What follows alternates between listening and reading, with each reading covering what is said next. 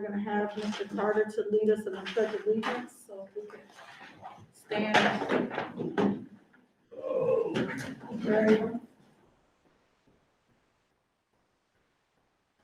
I pledge allegiance to the flag of the United States of America, to the republic for which it stands, one nation, under God, indivisible, with liberty and justice for all. Thank you, Mr. Carter. We'll have the roll call. Madam Secretary. Mr. Brooks, I'm here. Mr. Carter, Here, Ms. Hill, She's absent this evening. Mr. Jones Salam, Ms. Martin here, Ms. Washington Here. and Ms. Ski here. Thank you very much, Madam President. The mission of Baldwin Community Schools is preparing students for the promise of tomorrow. And Madam Secretary, if you could read the purpose of the open board meeting.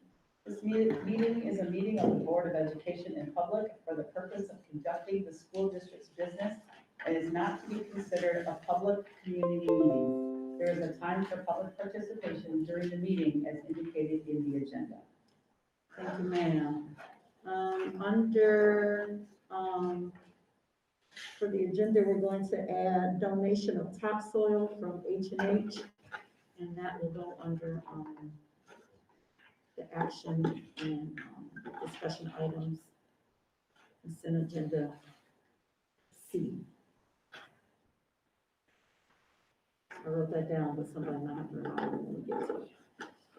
So we're at consent agenda item F, so the approval of the agenda with the addition just made for the donation of topsoil, approval of the minutes of the regular meeting of March 16, 2021, approval of the bills to be paid, general fund check starting at 74659 to 74779, food service account check 5050, Baldwin Promise Authority check 13311333, and student activity fund check 12252. Is there a motion to approve the consent agenda item? I make a move to approve the agenda item as presented, Madam President. Thank you, Mr. Carter, for a second on support. Yeah, Ms. Martin, any questions or comments? All in favor? Aye. Aye, motion carried. All right, presentations. Somebody want to do an introduction or? We have Mr. Dave Moore from IDI and Mr. Joe Powers from Wolcast.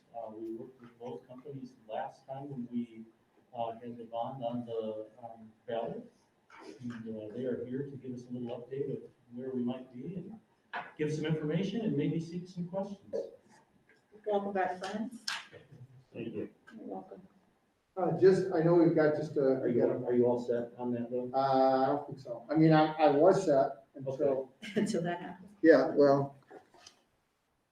I don't know how I'm gonna get to it. Let's see here.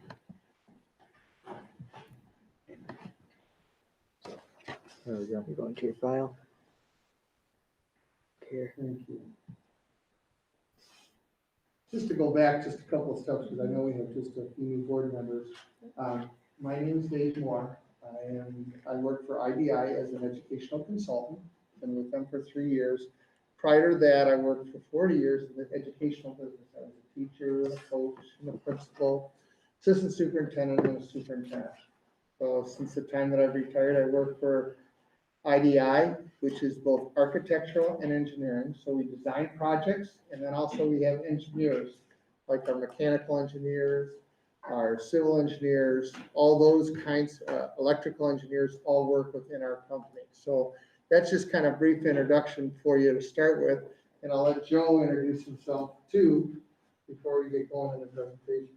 Good evening. I'm Joe Powers. I have 34 years in education. I'm a retired superintendent. I was superintendent for 19 years before Wolcast recruited me to retire and join them. And I'm very happy because Dave and I have very similar jobs, and it really is fruitful because we can help boards and school districts make the best situations for their students. So we're very happy to work together and serve your school district. So what our hope tonight is just to kind of update you on where we're at, from a standpoint. We realize at this point that you've not made any decisions, whether you're going for a bond or you're not going for a bond. But we wanted to just, again, try to get everybody back up to speed, remind them of what a construction manager is, which is what Joe's company does. They're in charge of the building and our design team tonight. So we're gonna kind of talk about that and kind of, go through and talk a little bit about our team. And one of the things, when you hear it, you see it, you're gonna see AE, which is architectural and engineering, and then CM, which is the construction manager. Two different parts of the job as we kind of work through it. We gave you a little bit about our introduction. I'm gonna kind of talk through the first couple of those, and then Joe's gonna cover the last three. But one of the things that we really believe that both Joe and I could do for your district is that whole piece of long-term planning. When we talk about working with districts, we just are not from a standpoint of trying to get something done today. We're looking at what be for the next 2 years, 5 years, 10 years down the road. So we're looking at the entire facility. When I was just talking to Pete just a couple of minutes ago, he was asking me whether we looked at all the buildings. And at one time when we went through it, we did.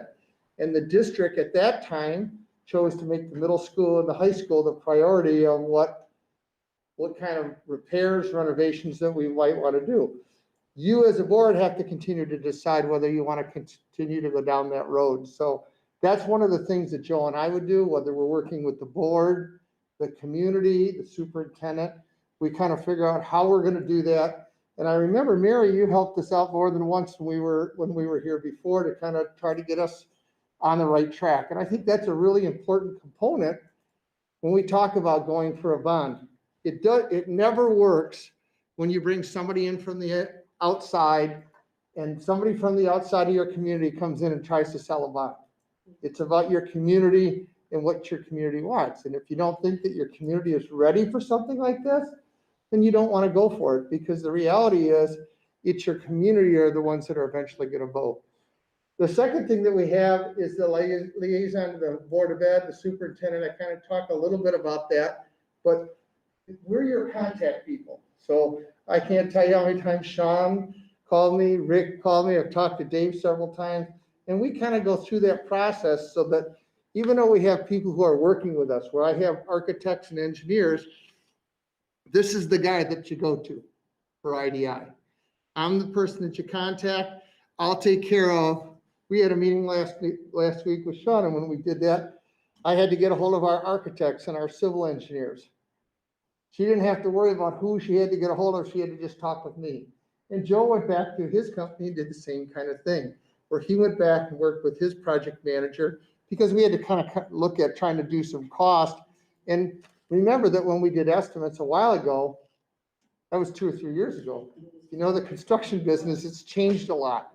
So we've got some things that are going to need some updating along the way. So Joe, why don't you go ahead and talk about the last couple there, starting with the campaign. Certainly. So I think, Dave, you and I are working on 18 different jobs together, and Wool Gas and IDI are a very seamless team. Having that long history and long successful history together is fantastic for you, the client.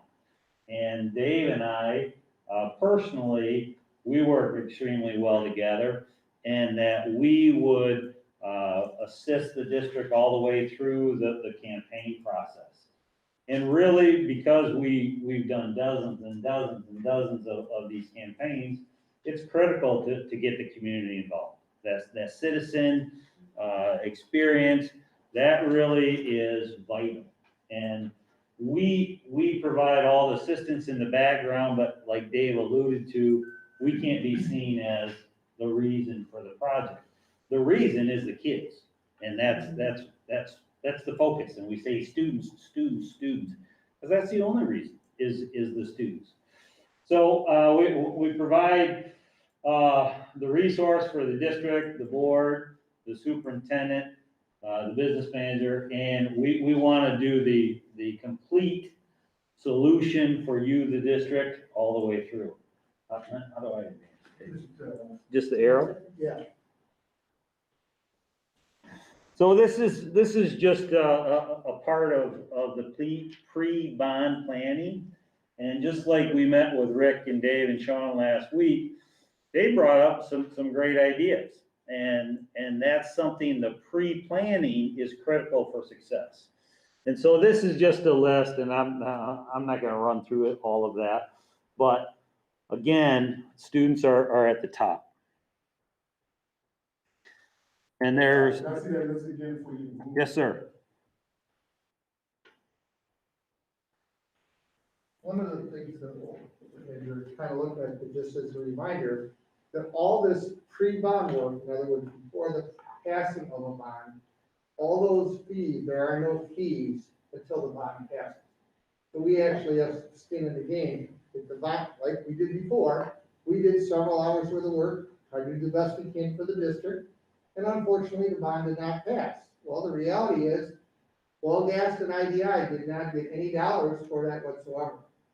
It only goes once the bond passes. And well, what Joe and I put into this for you is there's a lot of stuff that goes into it. And these are the kinds of things that we try to do for the district to try to help them make it as seamless as possible. Superintendent's got a lot of other stuff to do.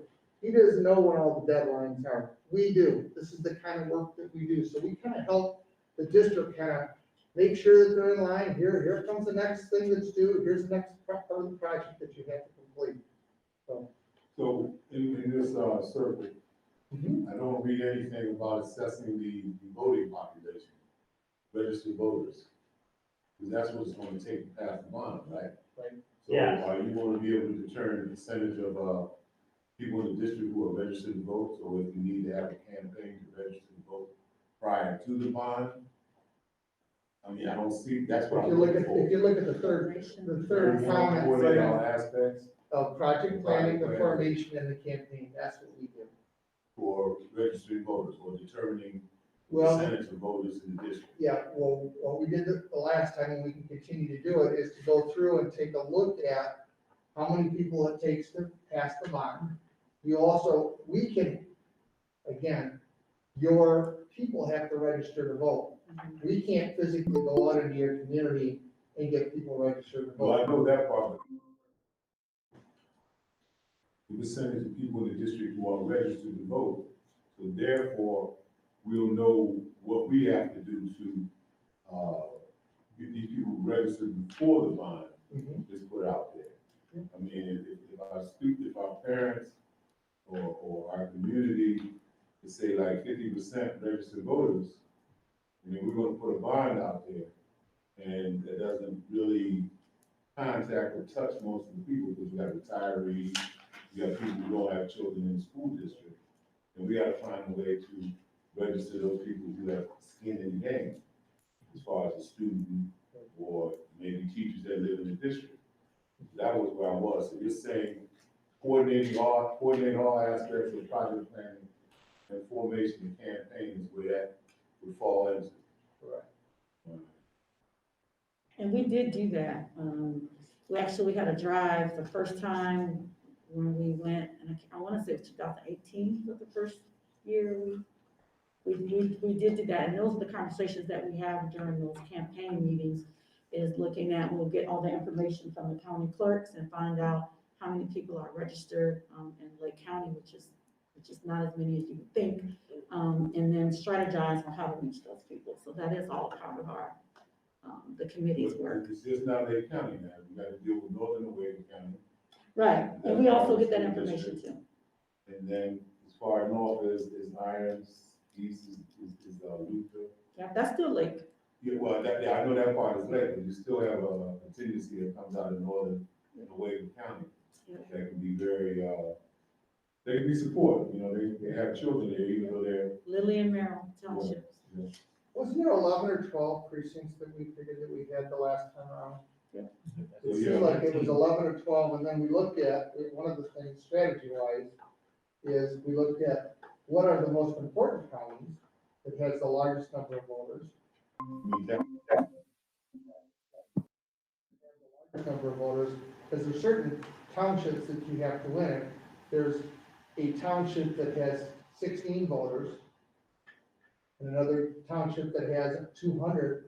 We really need to make sure that we put an emphasis on getting all those people that we can out to vote in those townships. Yeah, I agree. But that's one of the campaign pieces that we would be following. Yep. Just didn't notice it up, but fall And- under that. And please, questions, comments all the way along, yeah. As they pop up, please let us know. So that's your site.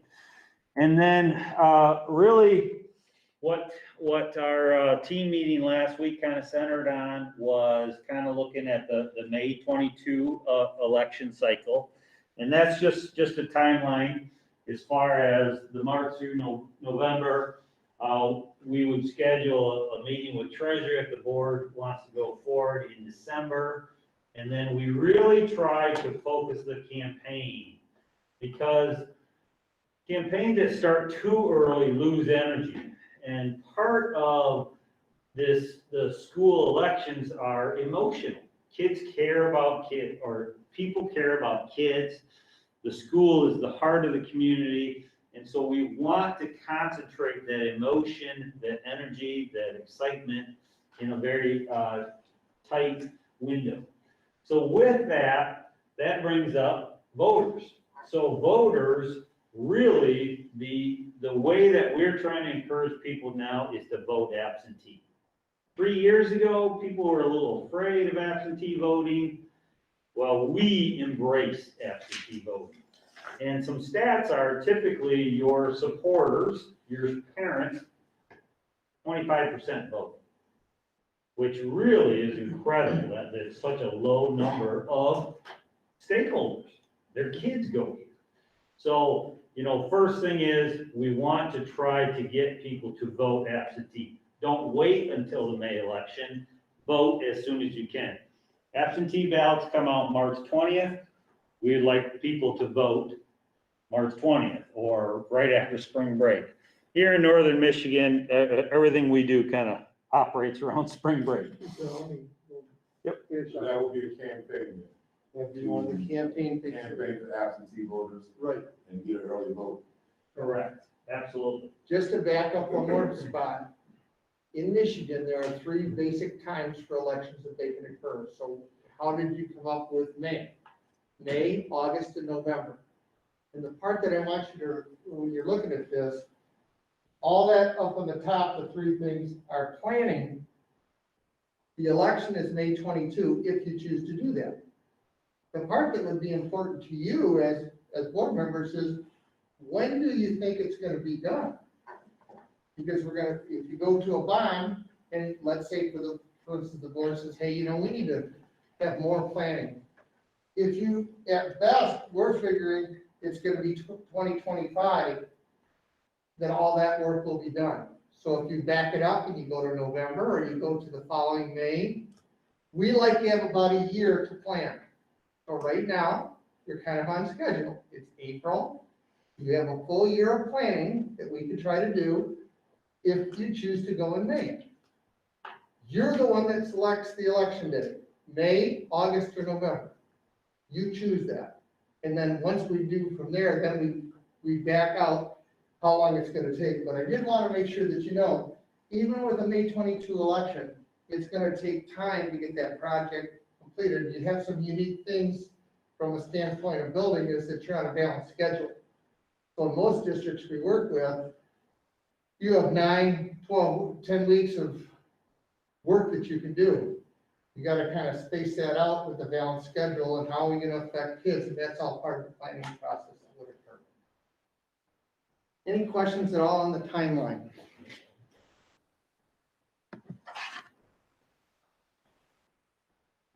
So this is really part of the time period that we're in, is the use of ESSER funds. And virtually every school district is looking at how can we utilize those ESSER funds effectively.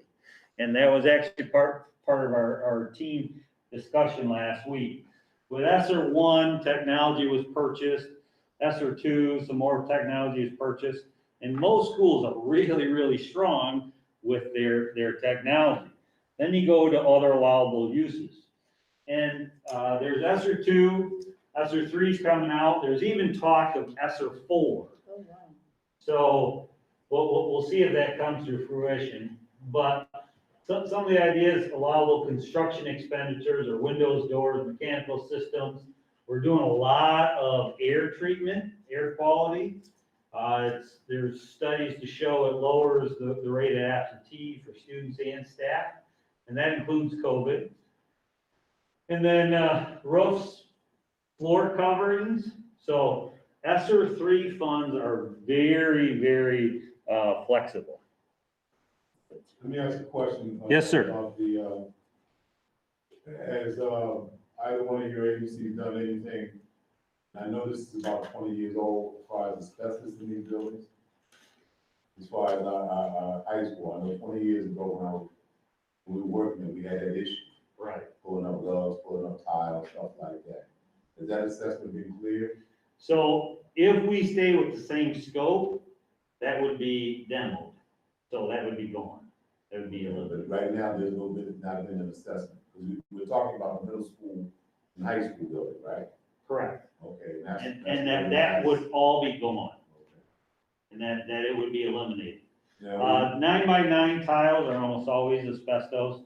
Most pipe insulation is asbestos. And the district has a 3-year HERO report that they're required by the state to report all of their asbestos. But there's even sometimes doors are asbestos. But all the asbestos would be taken care of because it'd all be eliminated. now with the ESSER funds, Mhm. and looking at the mechanical system as far as heating, air, you mentioned the COVID situation. Do we qualify for any of those federal dollars that help with our mechanical situation as far as ventilation and pulling air out and, circulating air in the building? Absolutely. Anything that we qualify for? Absolutely, all of it. Okay. And that's even extended to windows and Okay. doors, because it's all related to air ventilation. Right.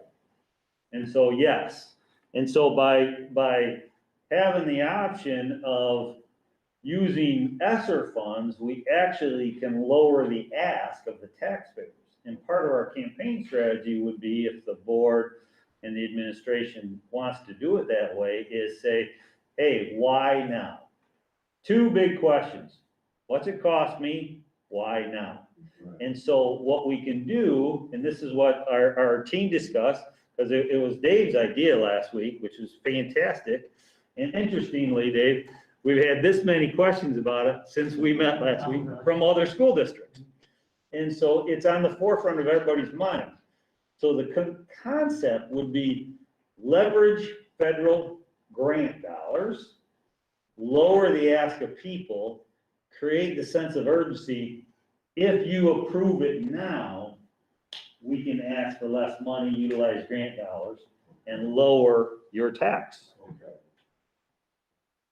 Okay.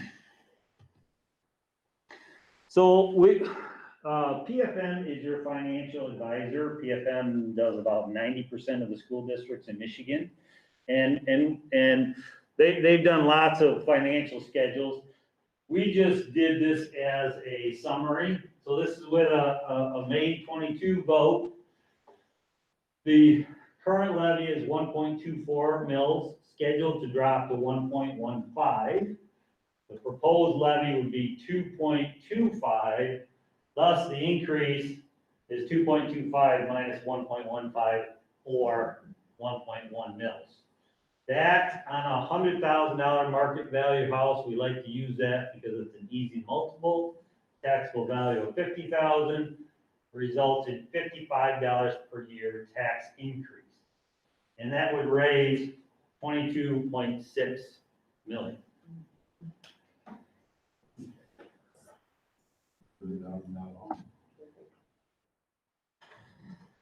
So this is a different scenario, and we asked the financial advisor, because it is 100% the control of the board to set the debt levy.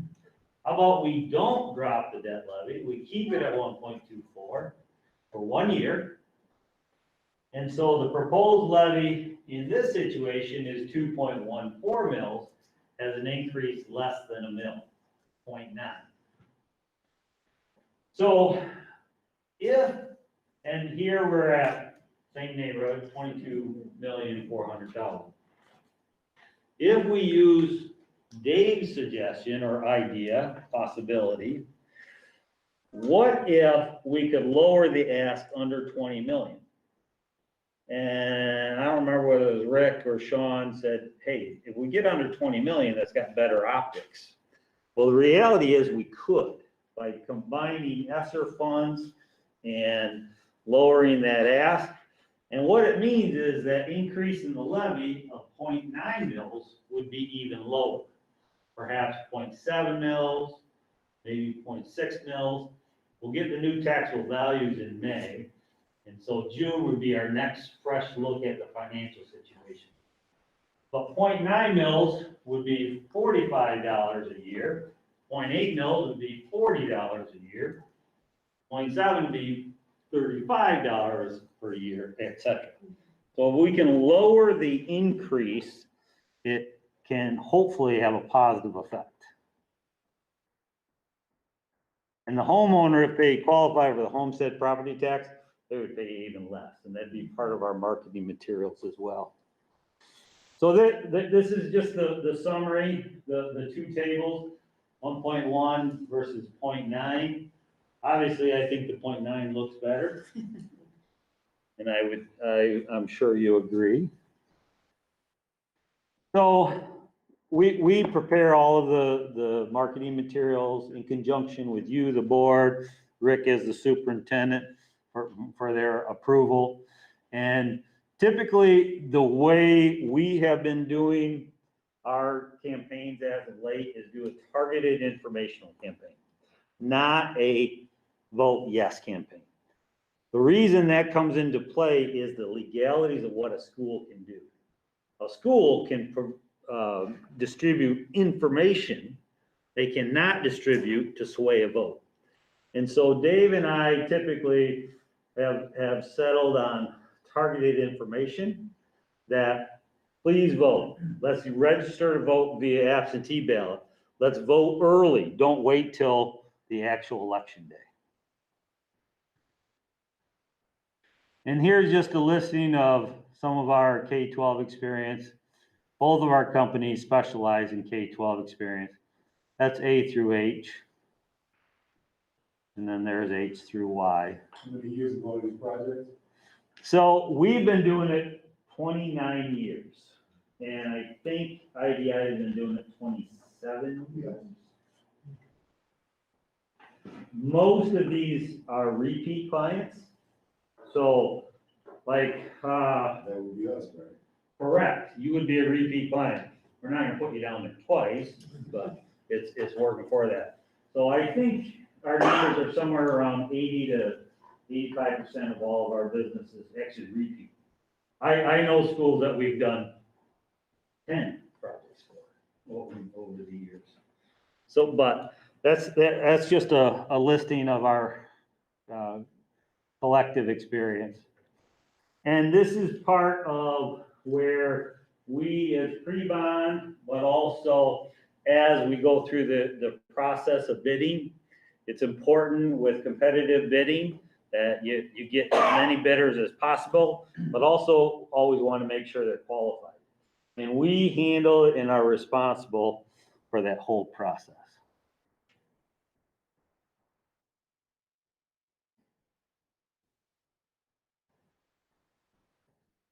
All right. Questions, comments?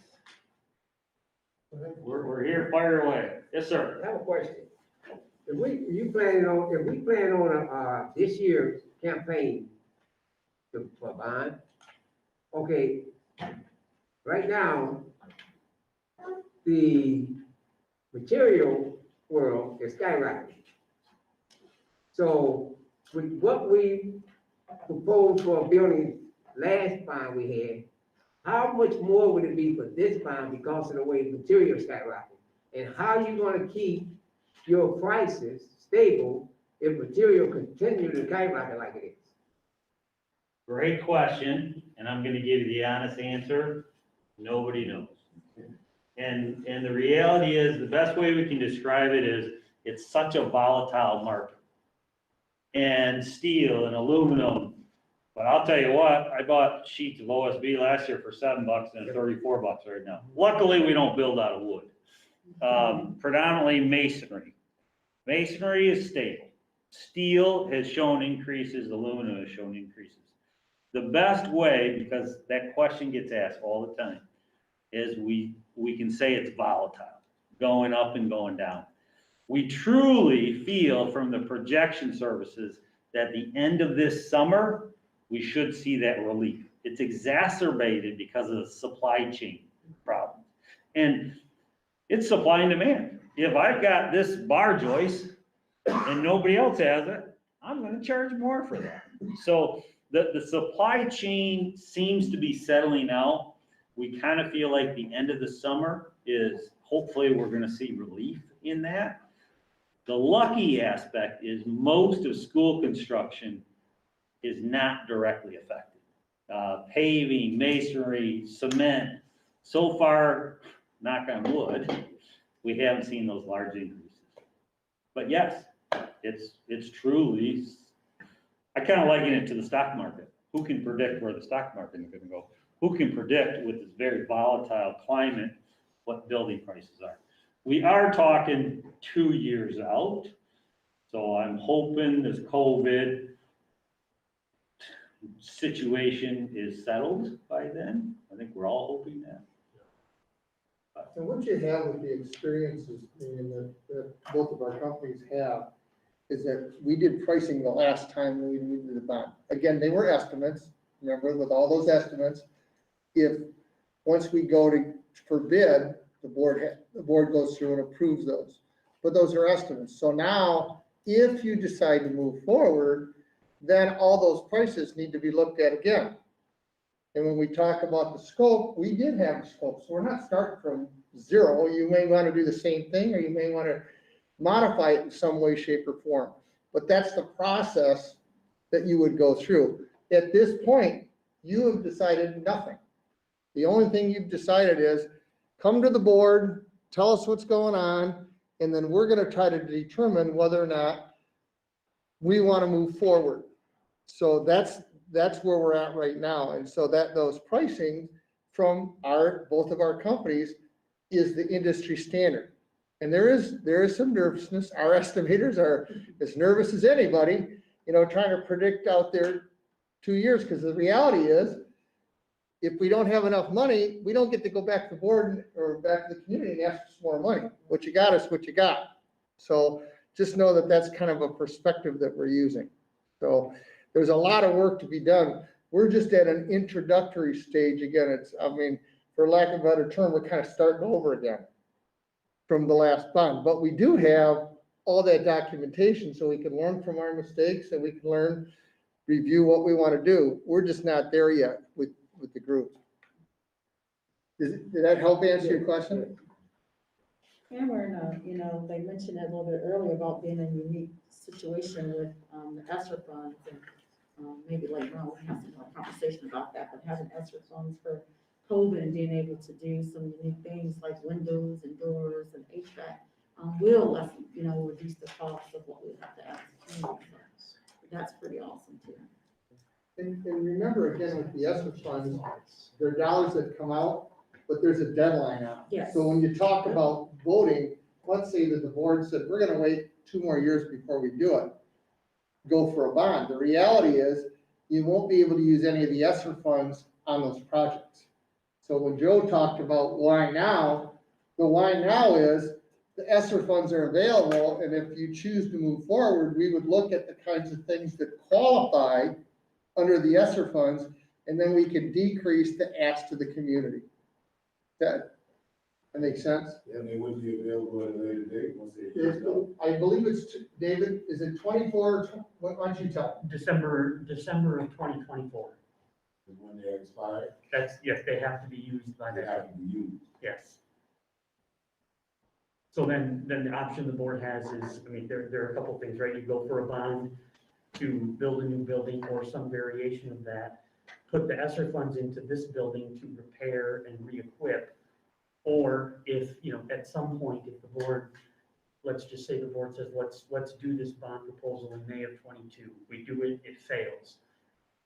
Now, the board can take those ESSER dollars and say, we have to make a decision. Are we gonna continue to try to go for a bond at this moment? Or are we gonna take those ESSER dollars and make the improvements over there that we need to, put a new roof on, change all the doors, change all the windows? And so that would be the other option with those ESSER dollars. But yes, they can't be used for new construction, so you can't use them to supplement building a brand new building. But anything that is repairing, removing, you can do all of those things. Okay. Other questions for us?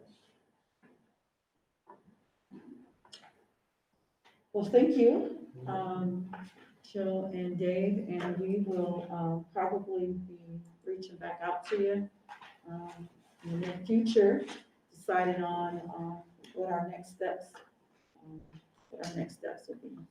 All right, thank you. Yeah, Have a good evening, everyone. Thank you Do very you need much. your, is this your thumb drive, Dave? No, I got my drive. Okay. We put it right on.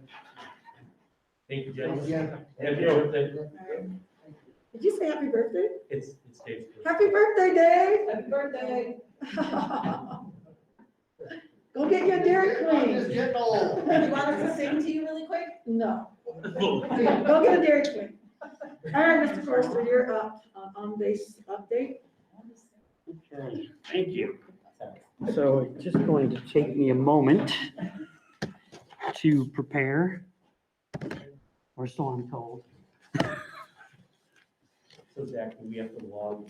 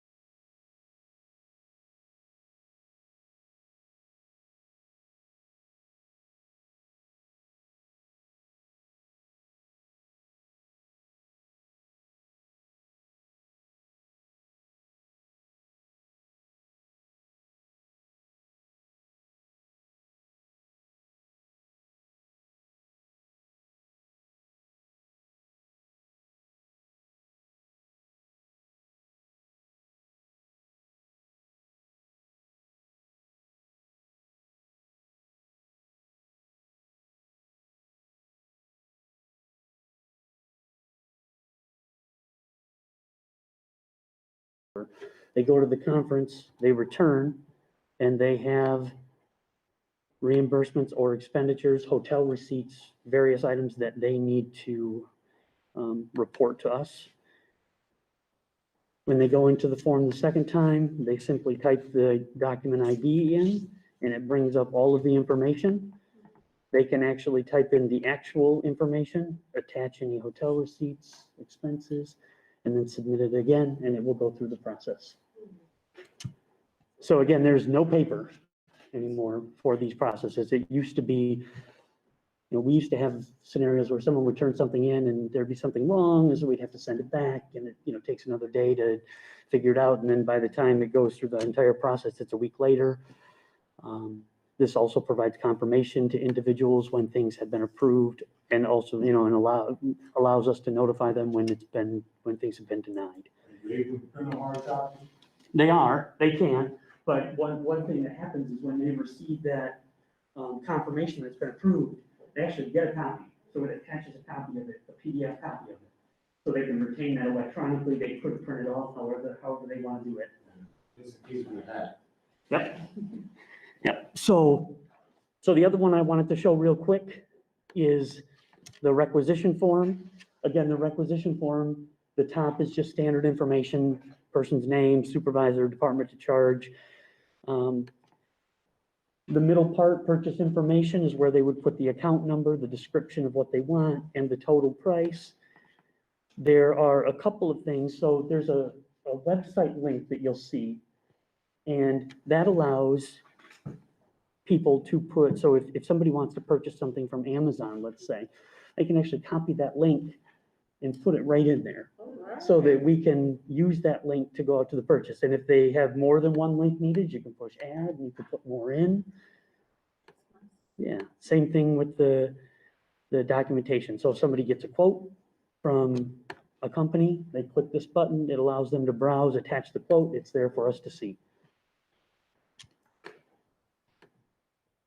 So so now, just really quickly, I wanted to show you what it looks like behind the scenes. So sometimes we get calls from vendors saying, hey, we sent you an invoice, we've not received payment for that invoice, or when are you paying that invoice? So with the system, it retains all of that information, so we can go into invoices, and I'm just gonna pick a vendor here. Pick the Lake County Clerk, and we'll search for those invoices, and there are none found.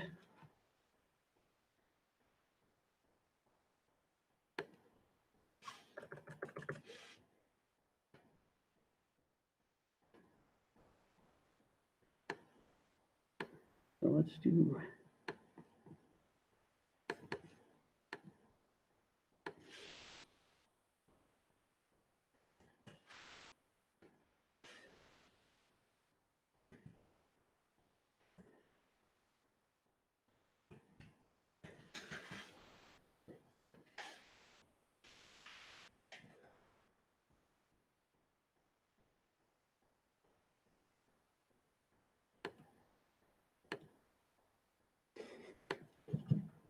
Okay, we're gonna. We believe you. Yeah, I looked at this before, so we're gonna. Yeah. Try one more thing here.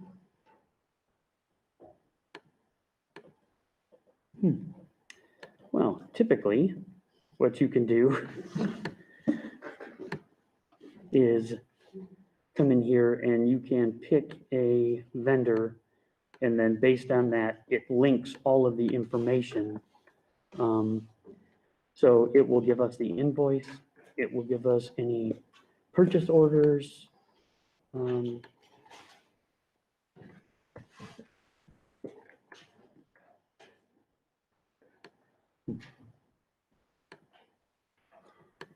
Yeah, we will have to, for some reason, the vendor names are not coming up here, so I apologize, but it allows us to retain bank statements, so we have all the bank statements in here. So if, when our auditors need to get information, they will have a login for this. They actually can go in, and if they need to look at an invoice to verify that we went through the proper process and all the people that are supposed to approve a purchase based on the board's policy have done that, they can go in and do that. Like I said, all the invoices, all of the purchase requisitions, any packing slips, all of that stuff is right in here, it can be accessed, and then it links. So as soon as you pick an invoice, you can cross-reference every single document that goes along with it, every invoice, every packing slip. So it's been really nice for us. I guess that makes the auditor's process a lot smoother, and you don't have to have all Yeah. those papers, and you can have their own login. Absolutely, and it helps us as well, because, there were times when people would call and ask that, and then we have to go into a file. And, the file can be this thick, and we're looking through invoices and vendors and trying to find it. So assuming you can actually find the vendor in the system, it works really well. Under these circumstances, not so much, but, so again, we were able to purchase this with our grant dollars, because it was something that supported remote work during the unanticipated school closure. So it was something that, again, I think we were very fortunate to have, because this document retention system is going to help us with lots of other things too. I mean, right now, if you go up to, the place where we keep documents, there's stuff all over the place. We're not going to have to do that anymore, because built into the system is it also has the document retention rules set. So it knows that accounts payable checks are supposed to be kept 7 years past the fiscal year in which they were created. So all those documents will be in this system and can be pulled up at any time.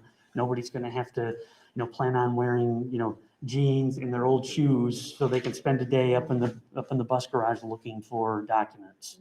So.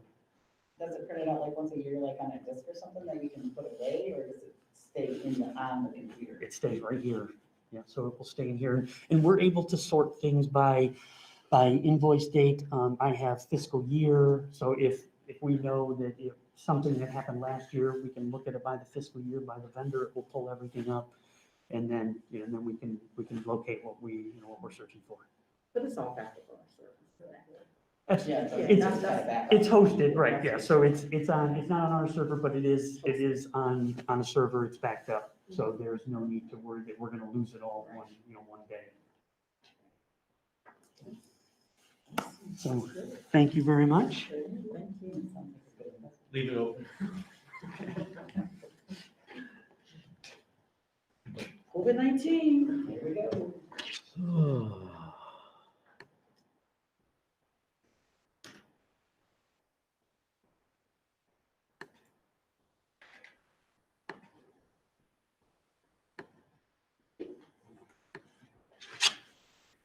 All right, good evening again, everybody. Good evening.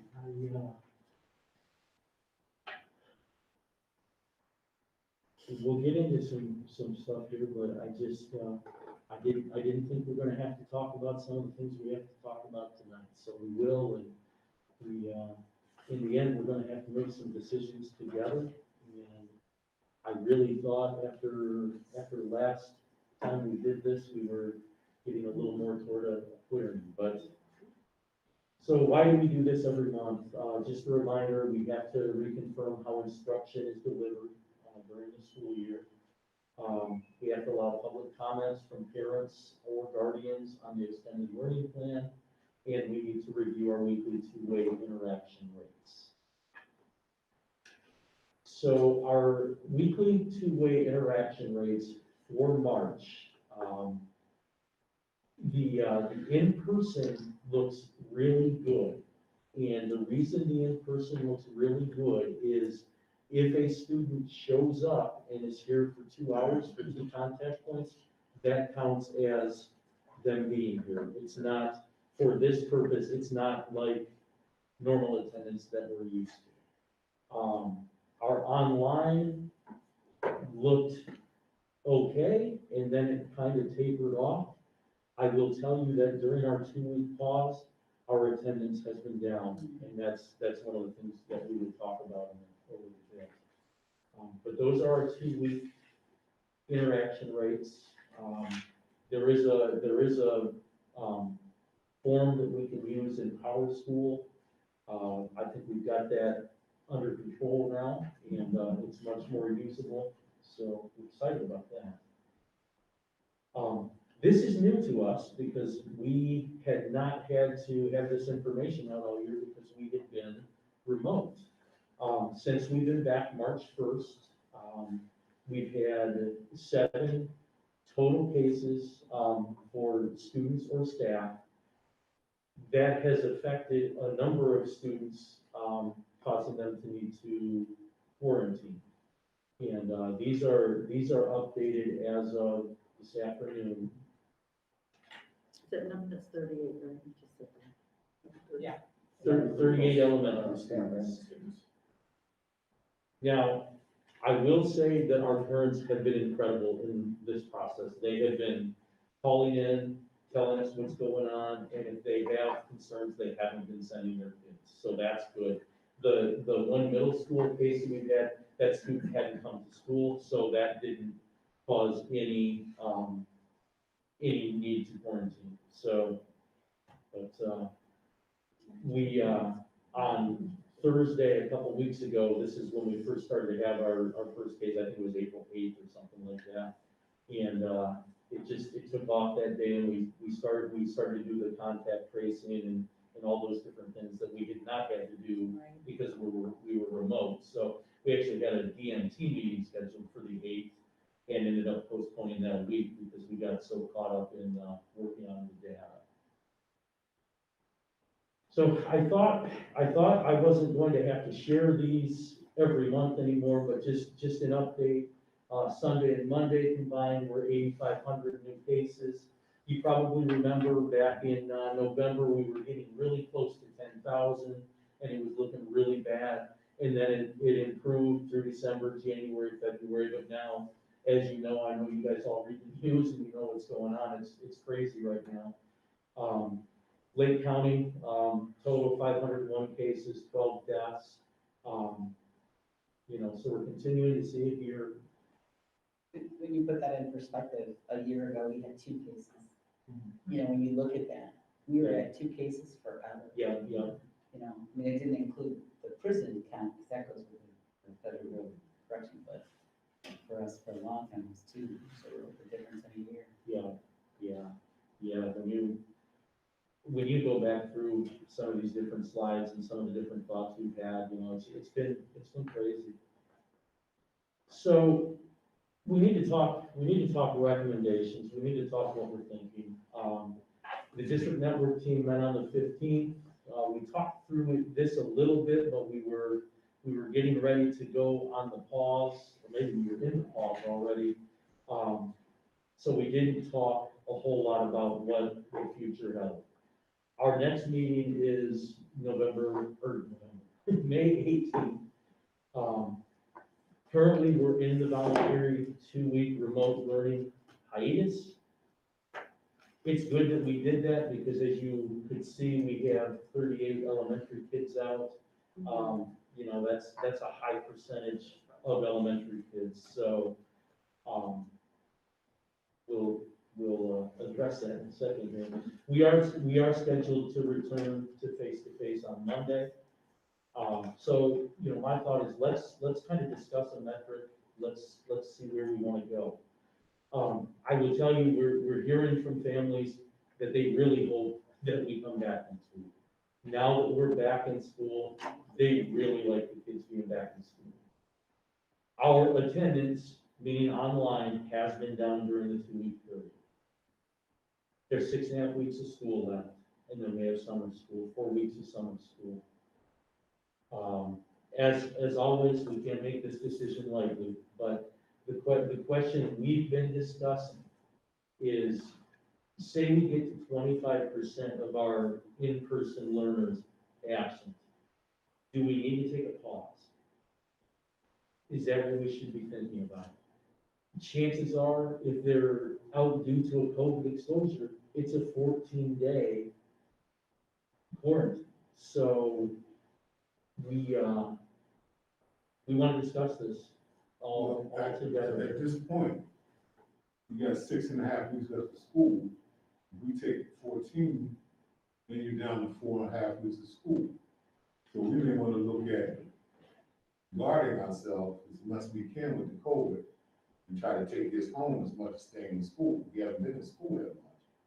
And one of the things I had an issue with, we started school on March 3rd, had 2 weeks of school, and then we went to balance calendar for a week, and then we went to spring break for a week, and then we got caught with the governor for 2 weeks. So in all intents and purposes, we started on March 3rd with only 2 weeks of school in the last, 6 weeks? It's 6 weeks, right? Yes. You know, and that balanced calendar thing, I really thought we should suspend that since we were off and running with the start of school, and just kind of like, you know, for that week, we're gonna stay in school, then go to spring break, and then, God forbid, what happened was, the governor asked permission to kind of hold us out for 2 weeks. So technically, we only been in school for 2 weeks in the last almost 2 months. So at this point, you're looking at 6.5 weeks of school left, right? And having to face, you know, some in-person learning, just gotta kind of gird ourselves up, because there are other schools in the ESD, and I really focus on the ESD, and we're part of that ESD, that kind of muddled through or got through. Now, the practice that they may use is, in the leadership role, is that we're going to try to maybe isolate a classroom that maybe the student was in. But for the most part, we're gonna try to stay in-person learning. That keeps their school open and keeps their contact. But with 6 weeks of school and the possibility that we could catch it and then be down for another 2 weeks, we just shot another whole year of in-person learning. Now, to me, as a board member, but also as a layman, those two guys from Walgas and IDT just left here talking about a campaign for funds for a bonding proposal. But at the same time, if I'm looking into a school district that hasn't been open for a year, why should I support this place? You follow what I'm saying? Absolutely. So I guess we gotta look at maybe tightening up, toughening up our skin, and putting in some protocol where we can minimize COVID in a way that we don't keep shutting us down, because I just think it doesn't play well out to the voter. Well, we've got really good protocols in place, and most of our cases have not been school related. We've had a couple that have been school related.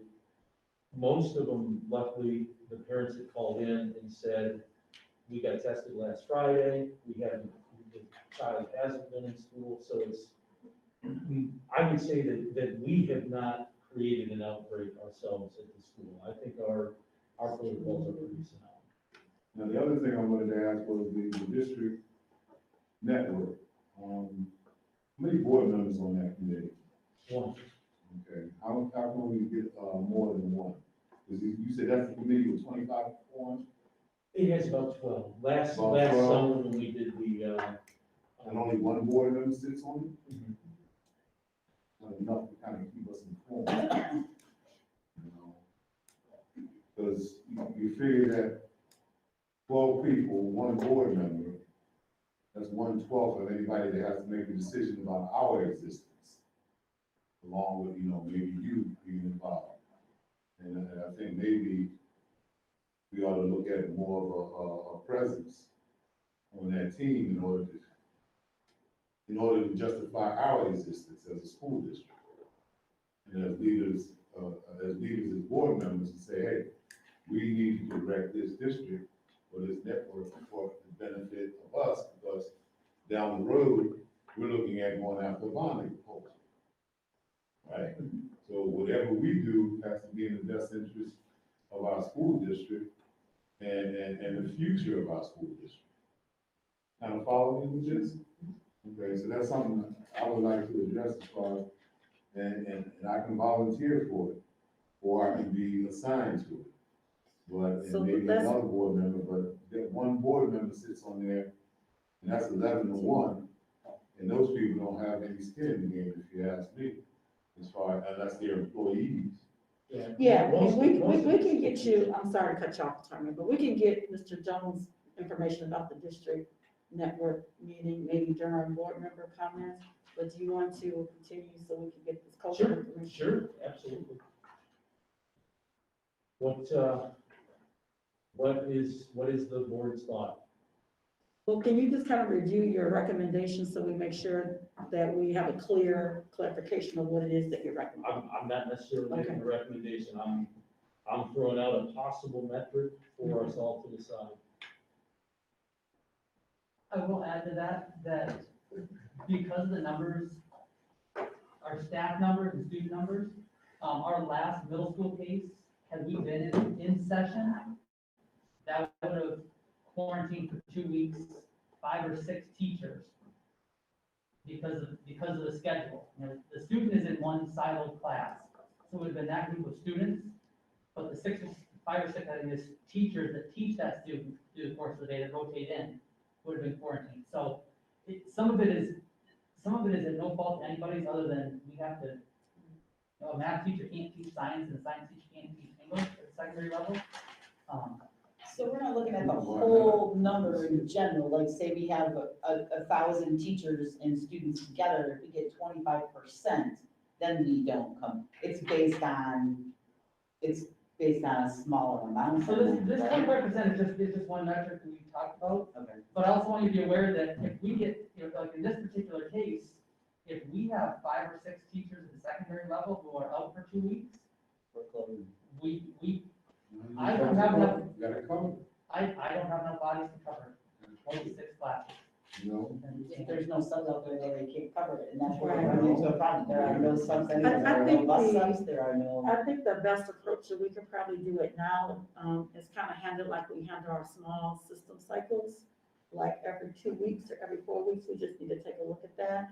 I do know that parents are wanting to continue to be in person, and I know that, that data we've collected has always driven what we have done here, despite what other community schools are doing. We have listened to those parents, and so we have done that, and I know that that's what they're still saying. And we know that because we have been in person, that students are wanting to be here, and that's why the attendance is low on the 2-week pause. So I don't see we're gonna see, if we continue on the pause, that I think we'll continue to see the, attendance being low, because now the weather's getting warmer, and kids are they wanna be in here. So I would just say that we would need to, I would say we have 6.5 weeks of school left. We have a tight COVID protocol plan. And I think that we just have to kind of look at this in a small system cycle and constantly evaluate and monitor. And if something comes up where, God forbid, we have 5, we have the English teacher out, the social studies teacher, the math teacher, that is the entire secondary staff. Yeah. Then we would have to make a decision, but I think that we should just kind of play this out, until we kind of have to make the decision. We've been very safe. I think it's been very safe. It's been safe enough, for people to come back, and, it has been a lot of the community. And then, like you said, parents calling my kid this weekend, tested positive, so. And the 25% came from, Yeah. the attendance metric, Yeah. if you're at less than 75, that's I just. would like to say to you that 15 of those students were in one class, right? So we quarantined that class because it was a cohort. That class went online, so that teacher then went online with those students. And so that, it's a little bit easier for us at the elementary to do that, right? So that we were able to make that pivot that day. And those kids were on climb in that class with that teacher the next day while they were quarantined. Yeah, I think we probably could, press forward, and we just need to put it into a small system cycle and evaluate that every 2 weeks or every 3 weeks, or however we need to do that and make adjustments, as we go. We got 6 weeks. It'll probably be every day, but. I mean, What's the vaccine situation look like with staff? Are they getting the vaccines? Anybody who wanted to could get it. I did see that, saw a statistic the other day that 80% of teachers through the country have got it. So I'm talking about right here. I do not have that answer. I've reached out and I can't get that information. So, Yeah, that's their That personal may health be something we need to information. find out, because He's not gonna be able to find that out, PT, that's their reached out personal and health it's not information. something- Personal health information. But I will, there is a survey that we can probably just have you or have you not, yes or no? have you not been tested for HIV and those, I mean, that's personal No, health I'm just saying, information. have you had the vaccine? Because like you say, you got 6 teachers out, in a situation, right? And now that we're in a situation, especially in Lake County, we're vaccinating people all around the area. Ludington, Mason County, North, they're coming into this building on Saturdays and getting a vaccination. Now, I can understand the privacy of the teacher wanting to know or not know this situation, but here's the situation you just explained. 2 or 3 teachers get in a situation in the classroom, and then you got COVID, and then they're gone, but if they've been vaccinated, why would they have to be gone? Well, the CDC still says that even with vaccination, you still need to practice all of the protocols. Yeah, It's we'll still an practice option that. that you can still be infected with being vaccinated too. But now it is open for students, for kids 16 and older.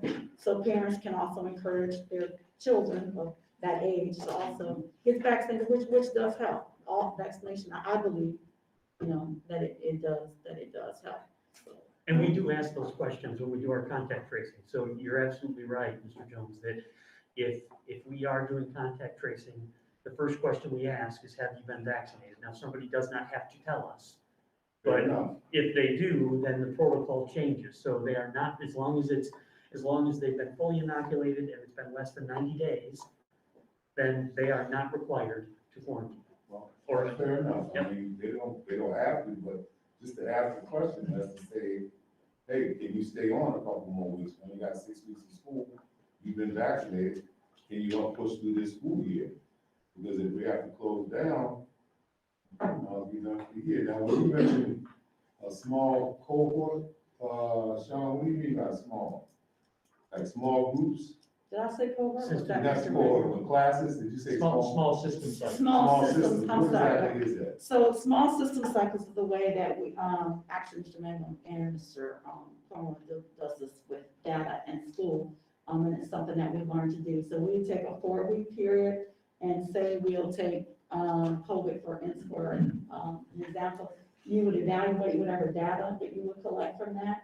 You would make adjustments to decide what you would need to do. It kind of works more academically, but I guess we could put that into the small system cycle. We're using it right now with our attendance, right? Okay. For all our students are online, we met, we've been tracking who's been attending, teachers, IN teachers called me last Monday, because I was afraid attendance was gonna drop, right? When we pause.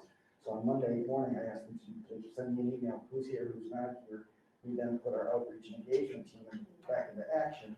They started looking at that, making those contacts from those students. We collected that data, who then was attending, right, showing up for school consistently and regularly.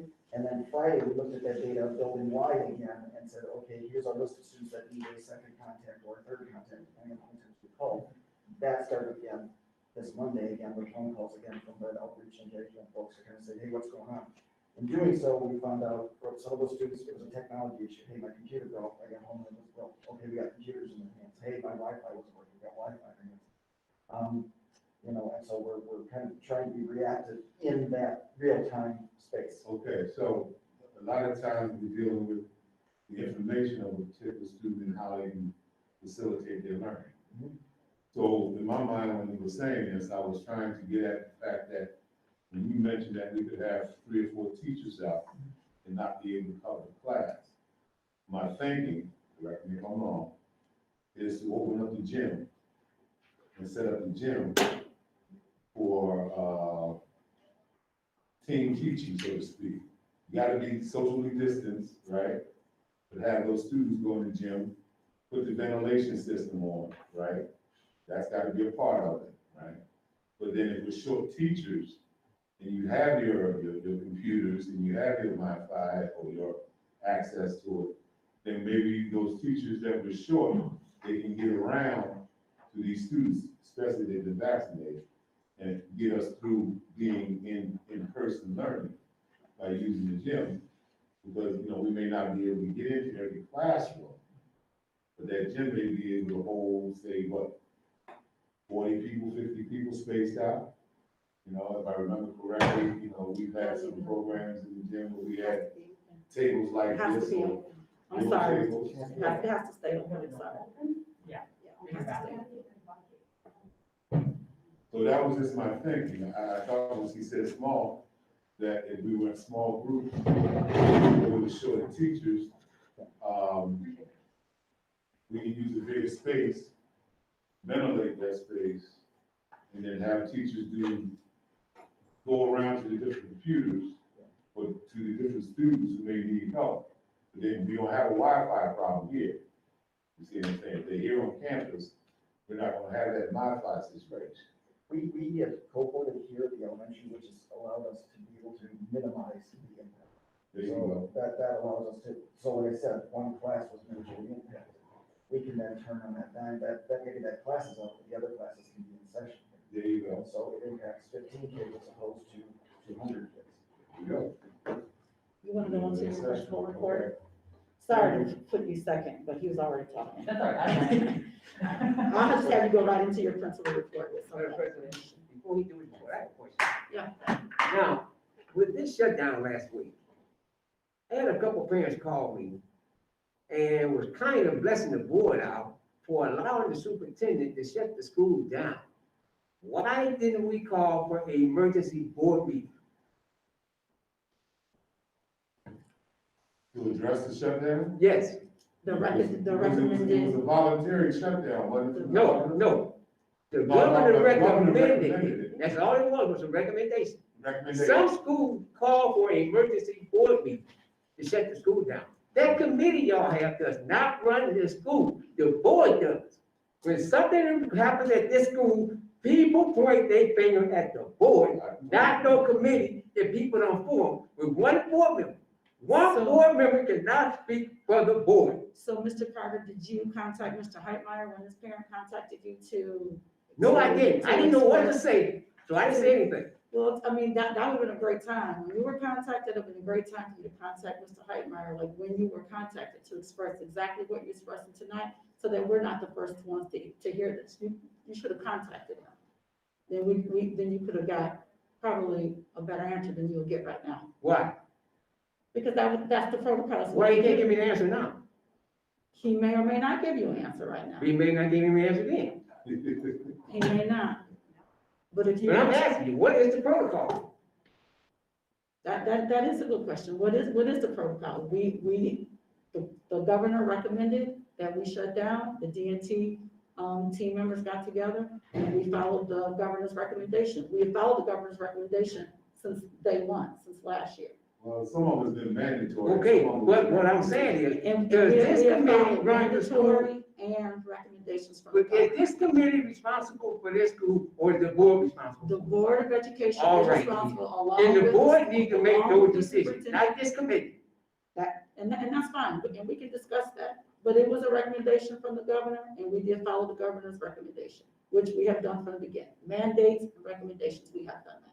That has been our best practice since we started it. It's probably within our COVID plan, which we can take out anytime you want to, and review that. I give a list of the DNT members. So what we're gonna do right now, and then you can get to your board member items, is we're gonna finish with the agenda, and right now, Mr. Mango is gonna do his report. Mr. Cornwell is gonna do his report. We're gonna do board, we're going to do comments from the community. Then there's gonna be action and or discussion on these items. There will be another communication.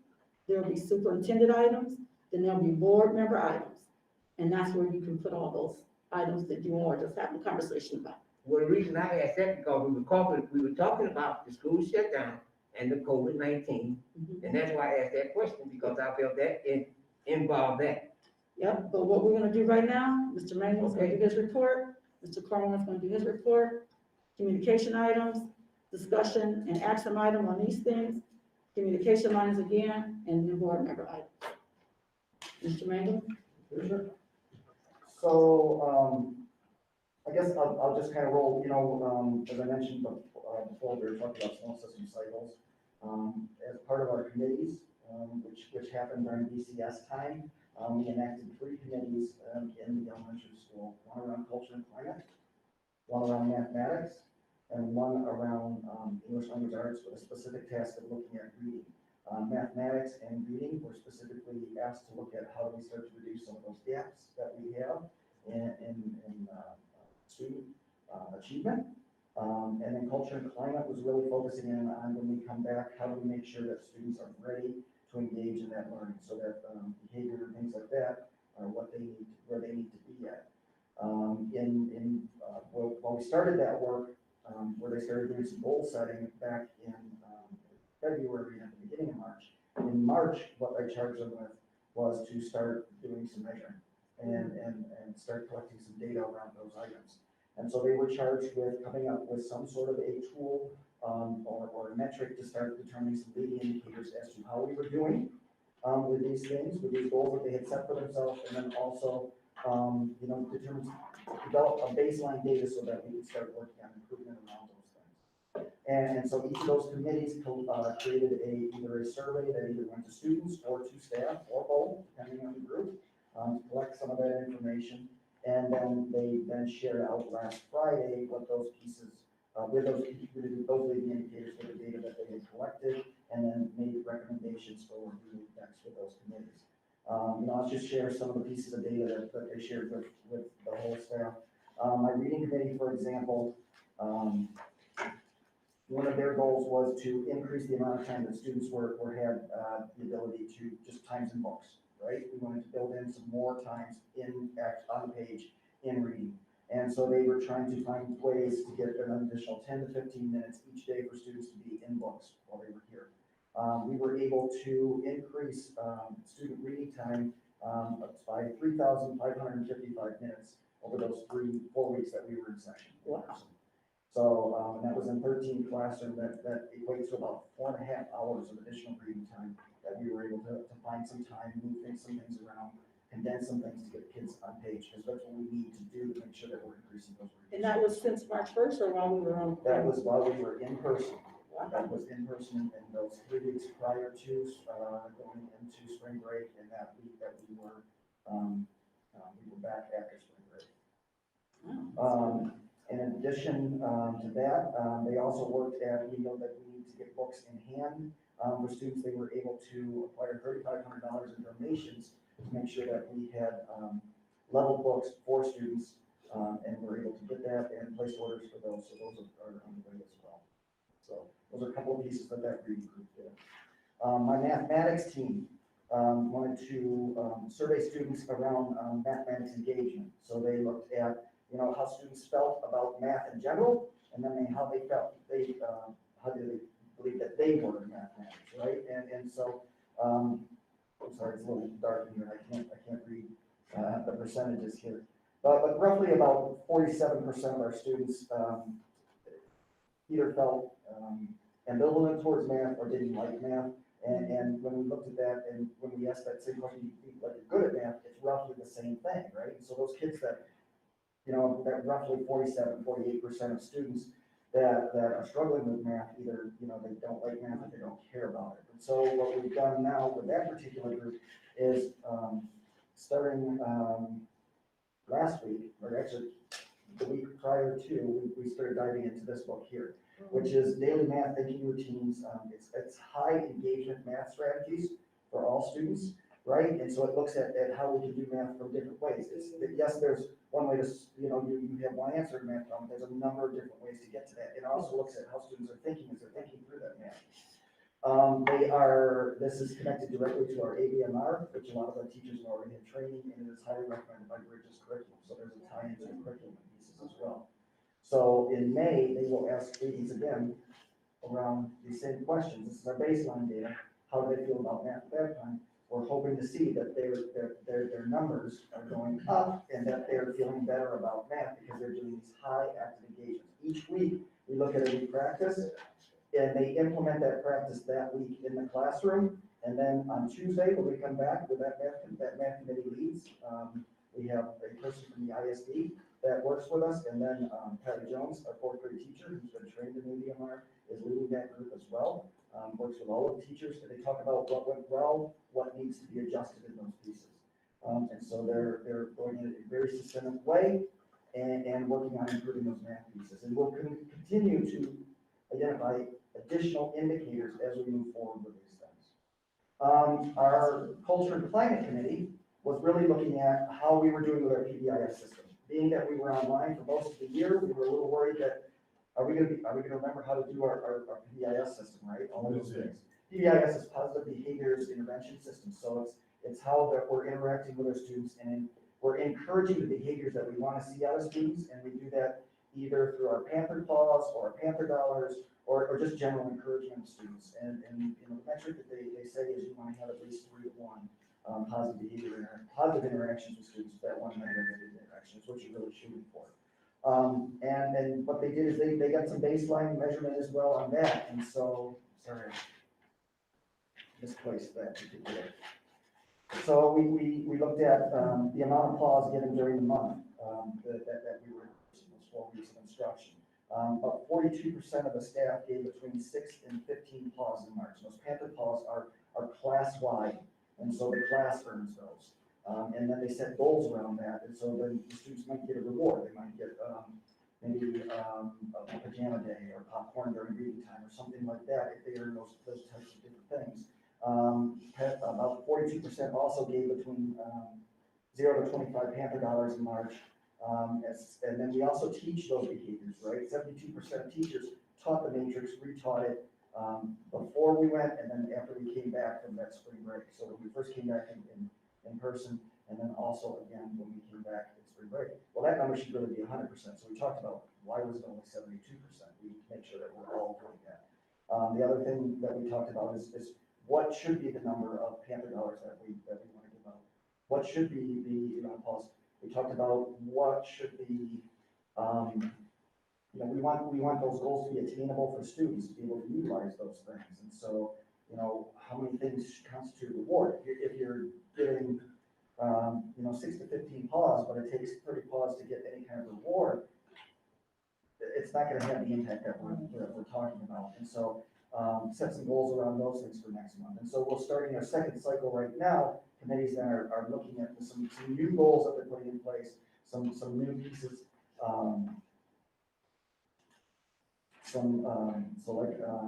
One thing they talked about is, hey, we haven't done student of the month this year.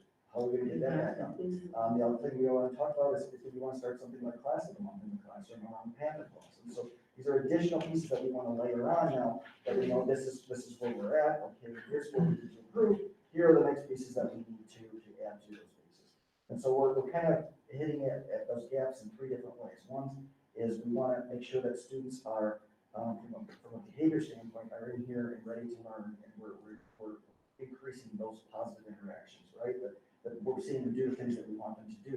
But then we're also attacking the academics with changing some of our engagement strategies in our classroom and increasing the amount of time that they have in books and access to books as well. So that's kind of what we've been doing for the last month. Mr. Not to cut you off, but how are the grades as far as at the elementary level? What are the grades looking like? Well, again, our grades are consistent. We don't have A's, B's, C's, and D's, right? Right. We have 1s, 2s, 3s, and 4s. For those students, we saw a lot of growth when we had kids in the building. Okay. Right? Okay, And that's yes, sir. If you don't have A, B's, and C's, you have 1, 2, and 3, 4. 1 being what?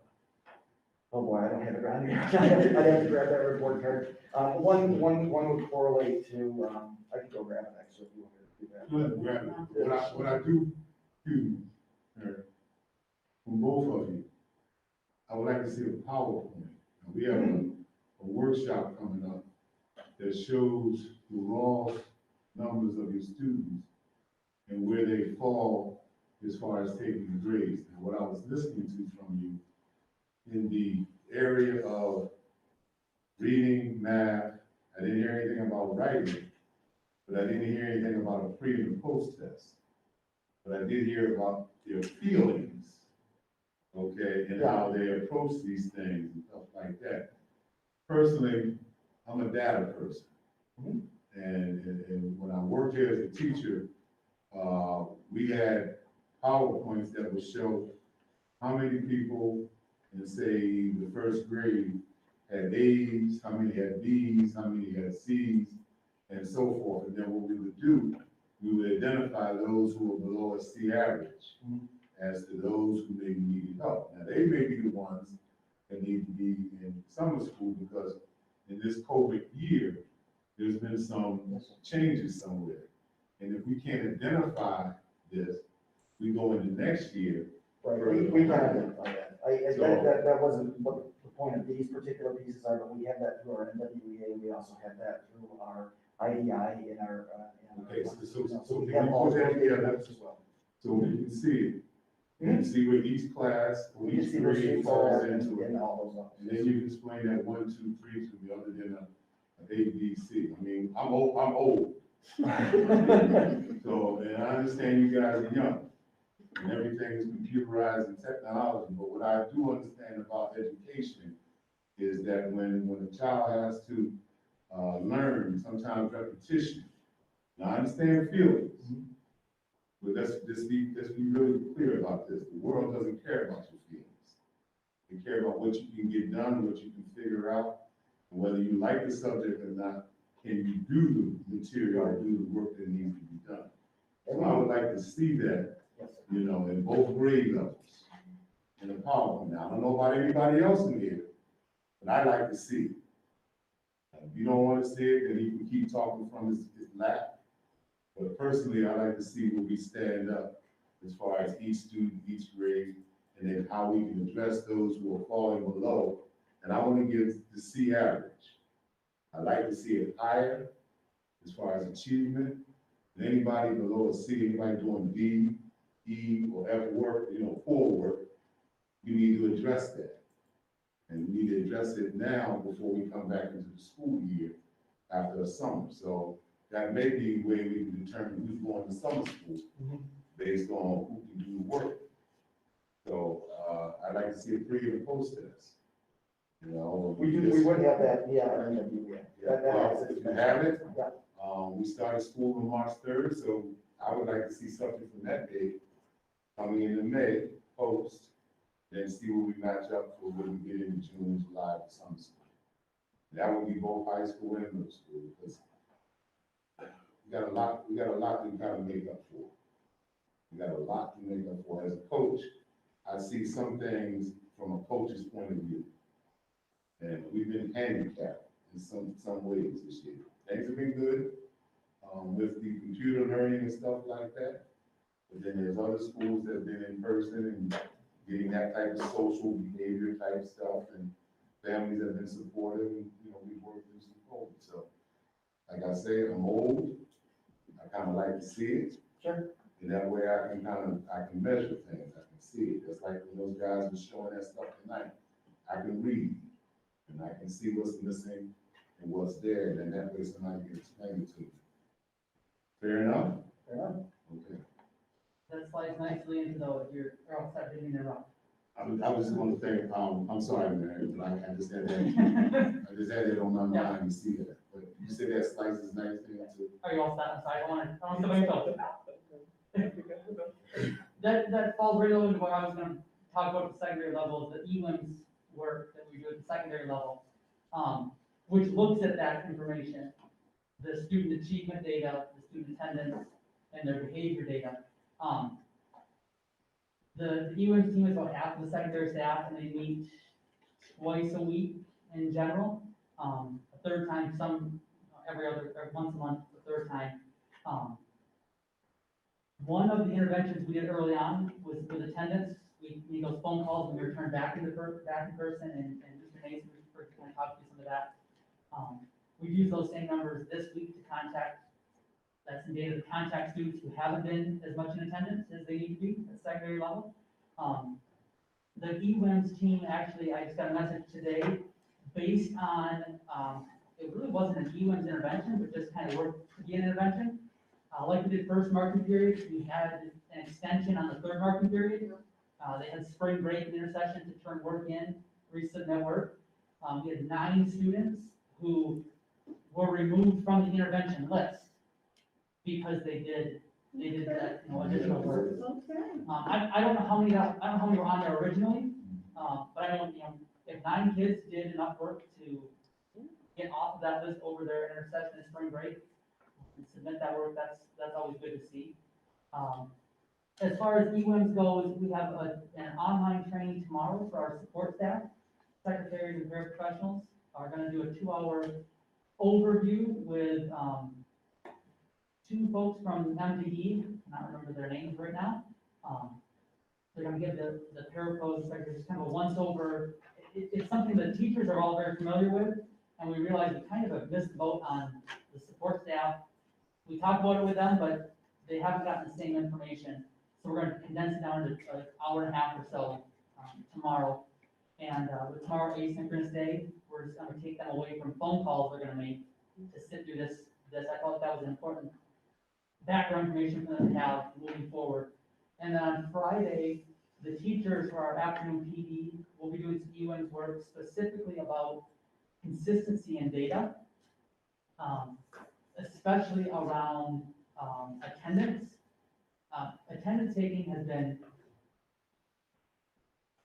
Ms. Robinson can explain if she ever cares to speak for 2 hours about how attendance works in this world. It is not like attendance ever has been before, and it changes based on if you're in person or if you're remote. And when you have students that are in person and you have students that are remote, we take attendance differently for those different students, and it's a nightmare. So we're just gonna try to clarify that for all the teachers, one time, everybody's set. We've explained it, we've talked through it, we reminded, but we're gonna give all a once over, just to make sure.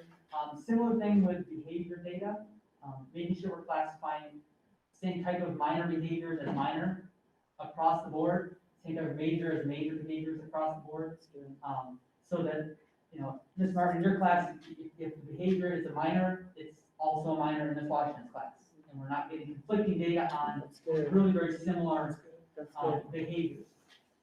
Outside of the EWIMS work, similar math and ELA, small system stuff at the secondary level.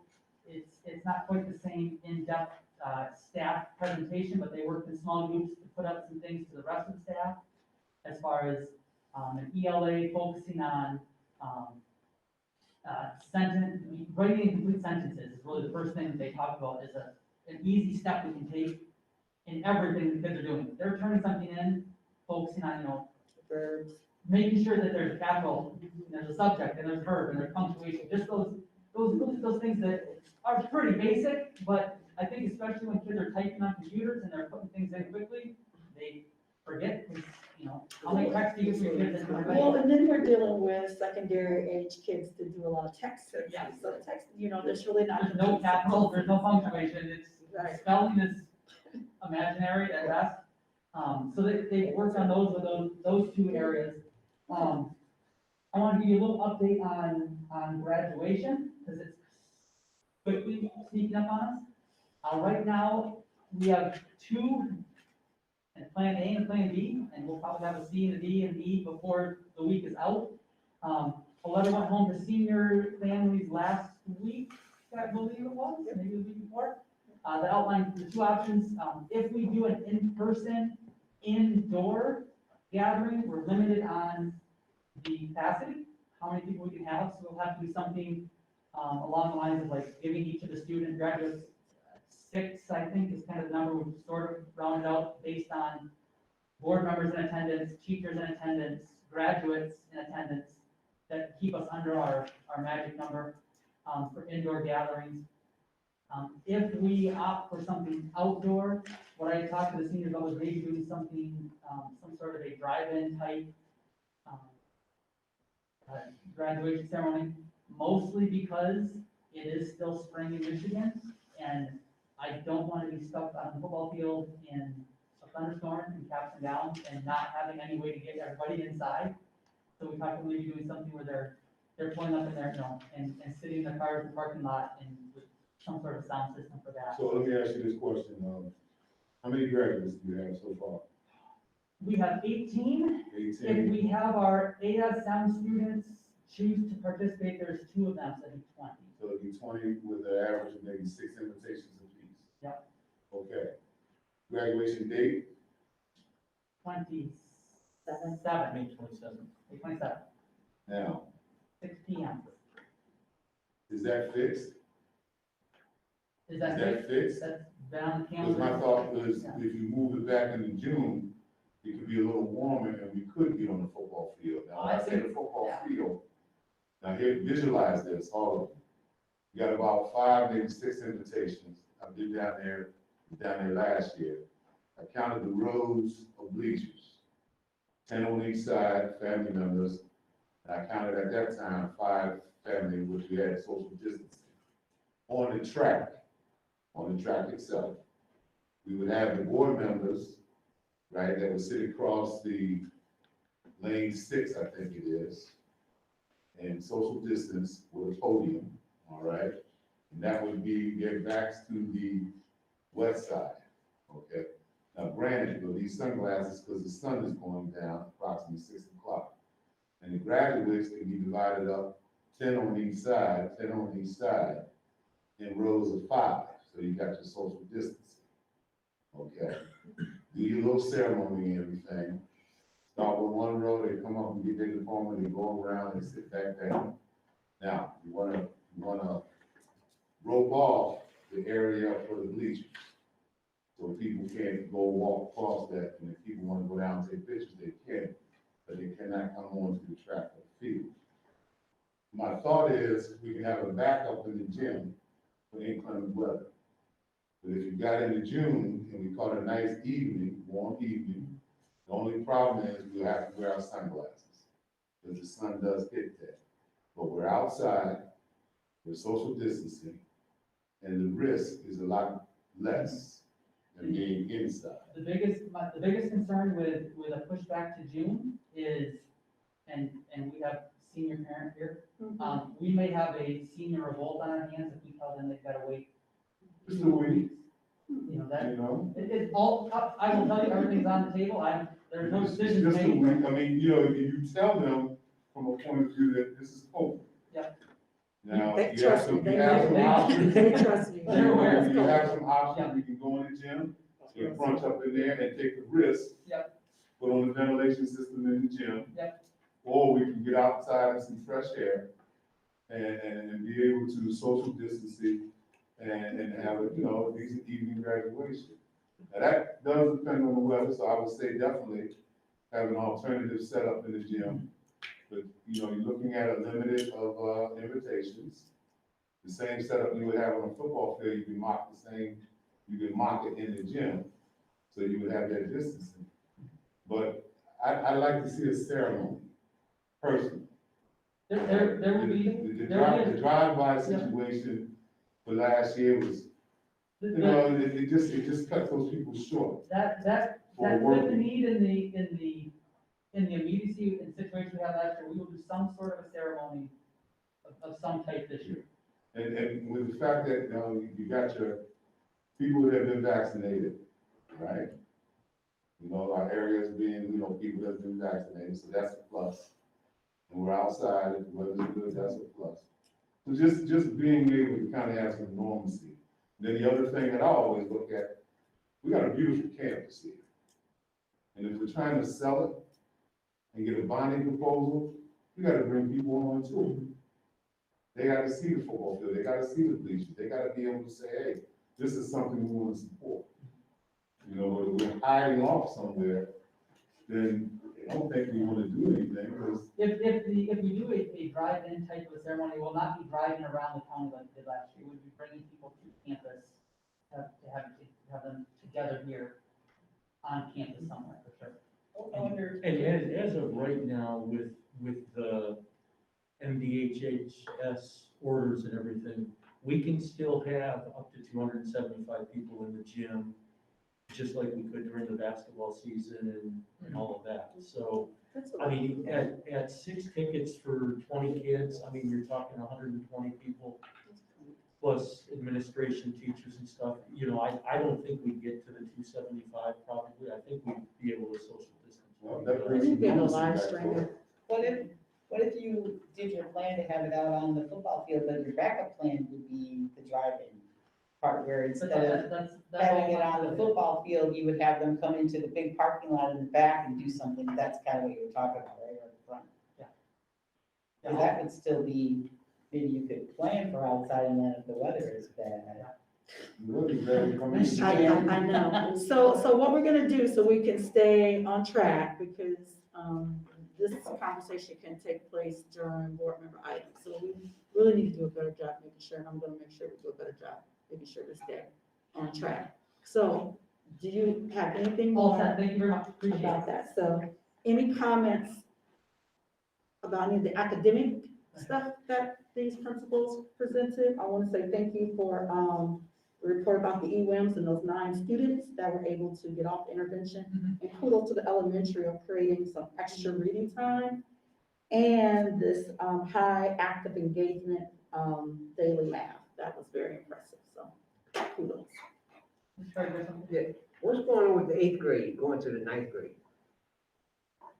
Can you be more specific? Yes, I don't know if I heard right, but they said that regardless of how the 8th graders are doing, they were gonna be pushed to the 9th grade next year. There is lots of confusion in the world of middle school to high school everywhere. At the high school level, you cannot move to the next section or grade until you've earned the credit. So if you're a 9th grader and you don't pass 9th grade English, you have to take 9th grade English again until you pass it. You can't get the credit. Before 9th grade, there are no credits. K through 8, there are no credits earned. So technically, a 6th grader can be promoted to 7th grade, can be promoted to 8th grade, 8th grade can be promoted to 9th grade. That's where they start earning credits. The conversation that we just started having with students and families was, if you aren't passing your classes, it really does come down to, we're offering summer school, whether they take it or not. And then the parent kind of gets the final say. If they want their student moved on to 9th grade, it will be recorded that they are being placed in 9th grade, not promoted to 9th grade. So if you pass your 8th grade classes, I'm going to promote you to 9th grade. If Mr. Forrester fails his classes, but his parents say he's going to be a freshman next year because he's already old for his class and all these other things, he's going to be placed in 9th grade with an understanding that he didn't meet all the requirements in 8th grade.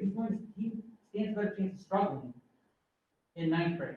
And that's generally how it works K-8, Okay, statewide. so when you share that with us like that, therein lies that piece that I shared with you about the testing.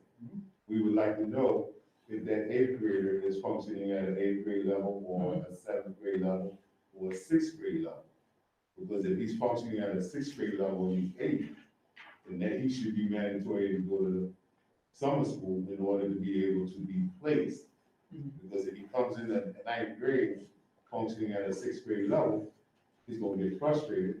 And by the 11th grade, he's gonna drop out or end up on the journey. Absolutely. Because he's coming in behind the 8 ball.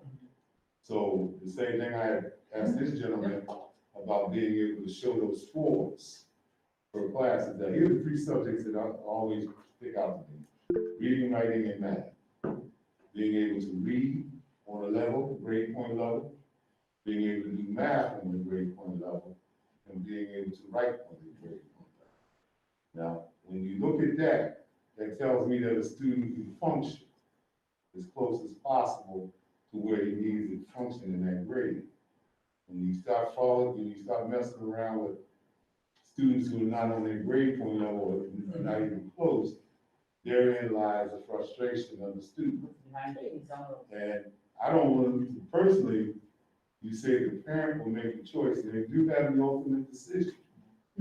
But we need to put the nail down and say, look, your son needs to be in summer school. Yep, and those conversations were started this last week. Right. With those things. And then too, just for you all who have your laptops, and you can look at this later. So in the board policy, under section 5,000, The title is Promotion, Placement, and Retention Notification. So you might want to take a look at that to kind of go along with this conversation that's happening right now. And the last time it was reviewed, it was adopted October 21st, 2003. So it talks about promotion, placement, and retention. 2003? Really, Yeah, really quick question then. so they'll give me some, to look at Is it. that, is what we do, what our board chose to do, or is that like a state? It's not a state thing, it's what we chose to do. It's not the state says that the parent makes the final choice. I It's don't what think, we I think the adopted. state is kind of, and correct me if I'm wrong, the state, when it comes to K-8, has kind of said, we're hands-on. So it's up to us to set that standard. Pretty much the Sean, does it show a grade point average for passing the class? you know what, it doesn't in here, but Mr. Heitmeyer and I I think I talked to him about, we talked about a lot the last couple of weeks, but, I mean, this is one of those things where when it comes up, we can look at the policy, and the policy kind of may need to reflect the more modern times than what it did in 2003, so, that's an option, Mr. Jones, if you want to. We don't have a policy committee, but I'm willing to, create one so that as these things come up, we can put that in there and take a look at those, and you can be on that committee, for policy to review and update as, as these come up.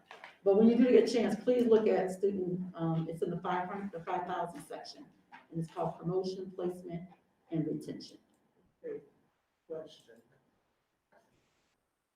Can we get like notification to the parents that your students are failing?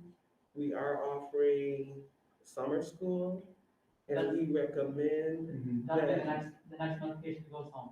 Absolutely, okay, The one I sent this last week was, your student has not performed well. okay, Be ready for a conversation about retention. And okay, great. the next step will be, here's the summer school plan. This Then we is something they, recommend, okay. Thank you, Chief, for that report and for those questions.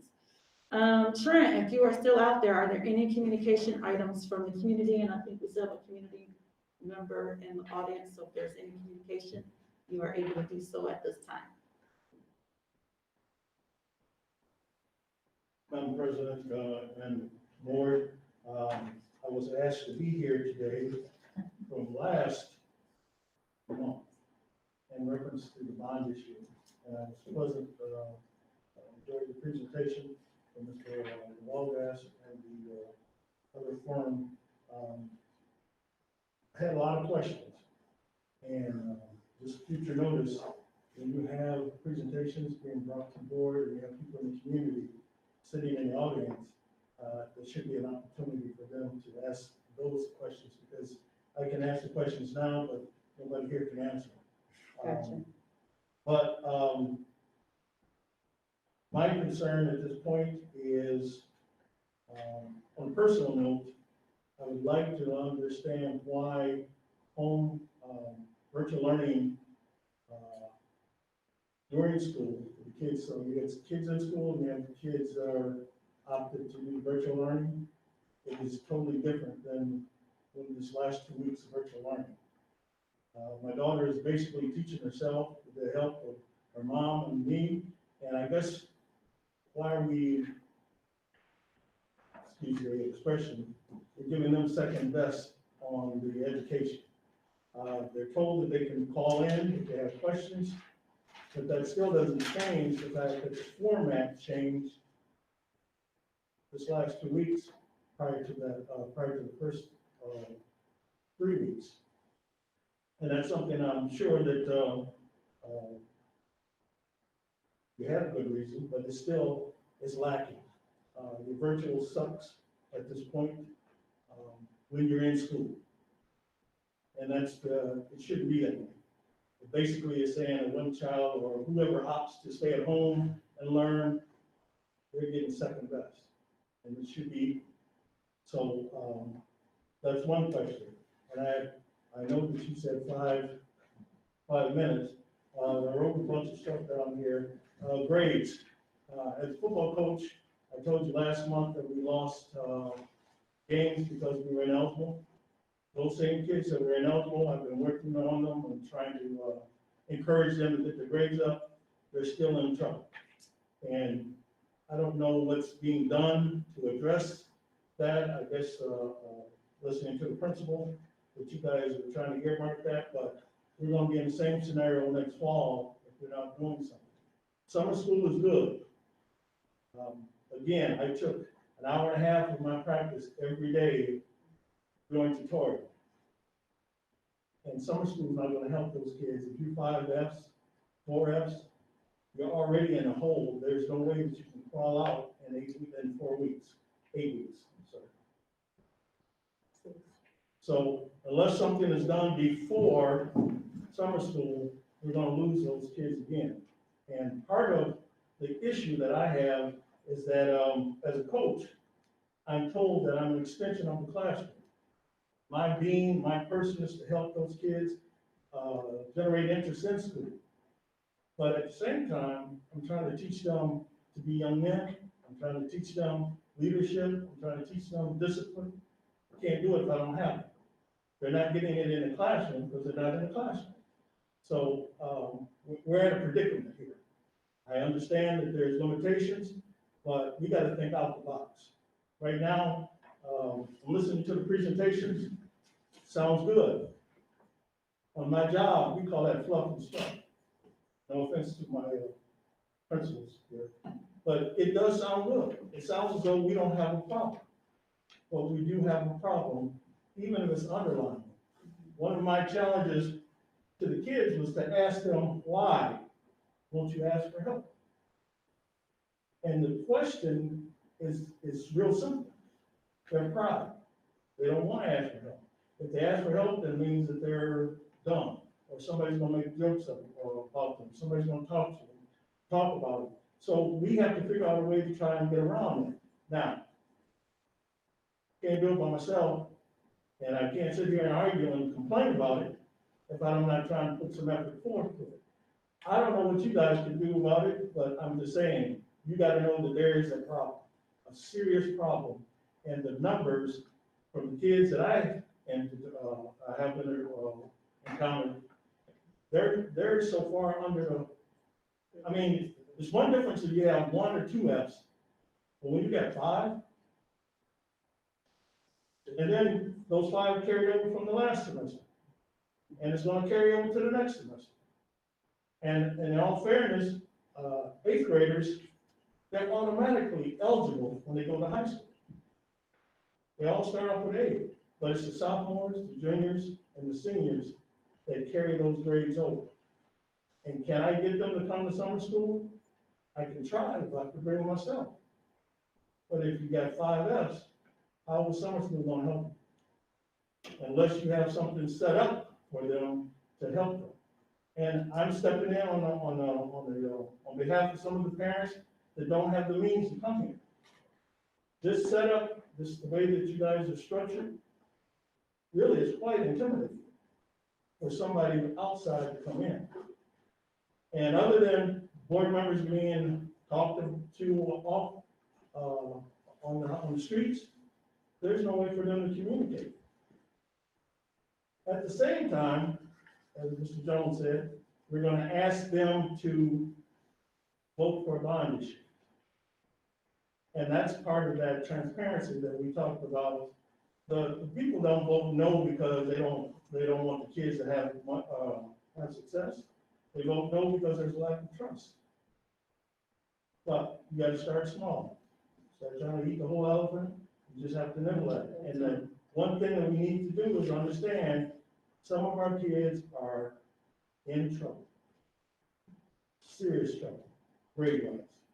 And then when they're not here, they out in the street participating in the legalized stuff that is still illegal for them. So, wrote a bunch of notes here. The 22 mil, or the 22 million and the 20 million, and what he talked about on the slide here, the question comes up, what are we asking for that amount of money? I don't think that was ever presented. Are we looking for a new school, or are we talking about addition, or fixing up what we already have? those things need to be, addressed so that we can start the process of that, telling the community, this is what we're trying to do. Right now, when you say 22 million or 20 million, and then you say the optics, 20 million is a lot less, but it's still $1 million. So people who don't have, they're gonna wanna know what you gonna do with all that money. And then last thing I have, I think, Mr. We talked about your program. Please, so that I don't have to get a phone call from you again, have something set up for us non-staff members. We're not in the system, so it's not as easy for us, but yet we still get out of line sometimes, and we need to know the proper process, so we can get the paperwork in, so that we don't have the hostilities from your janitorial staff. No, yeah, as long as you have a school email, you can access all of that. So certainly, you and I can discuss that. I'd be happy to do that with you. Yep. So, I'm so sorry. No, that's okay. So what I'm gonna have you to do, 'cause I try to write down some of all your academic questions, I'm just gonna have to refer you to Mr. Carwell and to, Mr. Heitmeyer. Your questions regarding the bond, I'm still gonna refer those, but if you write those down, we can always, get a hold of, Dave and Joe that was here. Because actually, when we met last week, your name was on the list for that community action group that you talked about last month. So we would like you to be, on that, because a lot of the things that you asked tonight, the board hasn't really, we haven't decided yet. So, he just kind of brought everybody up from where we were last year to now. There's tons of decisions that need to be made now because of this ESSER money. We have a great opportunity. So as that committee forms, we would like you to be on it and maybe be the chairman of that committee, so that you're able to get that information and help communicate that. So if you don't mind, I will refer you back to Mr. Heitmeyer and then, get you in touch with Dave and Joe Powers to be on that committee. Thank you. My last question on the point is that, did you guys make a decision yet on school, the rest of the year, or is that still part of the discussion? That's not even let me look at my agenda. That's not a What was the, action or a discussion item. I think we talked about that we're gonna do it on that short cycle. Yeah. So no, so I mean, we'll be back in school on Monday. Okay. April Actually, 26th. it's suspended, and we're getting closer to, season being over, so I'm trying to recruit and make sure I have kids available. Kids will be back on Plan on Monday. practice on Monday. Okay, and where do I get my kids from? Mr. E has those. We appreciate that. Thank you, Mr. Hopkins. Is there any comments out there, Trent? If you're still out there.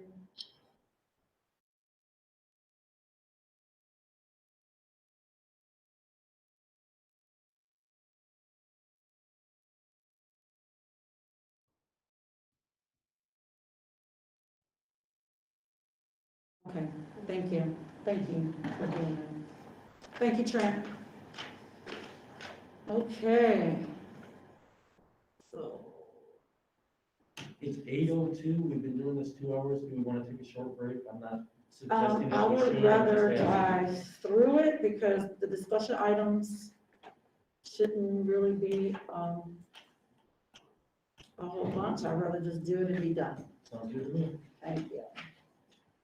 So I'll let you kind of go through the discussion items. All right. But some of these so- won't be action anyway. So under consent agenda this evening, we have consider accepting a resignation for the purpose of retirement of Mr. Robert Brittenall, mathematics teacher at the secondary level.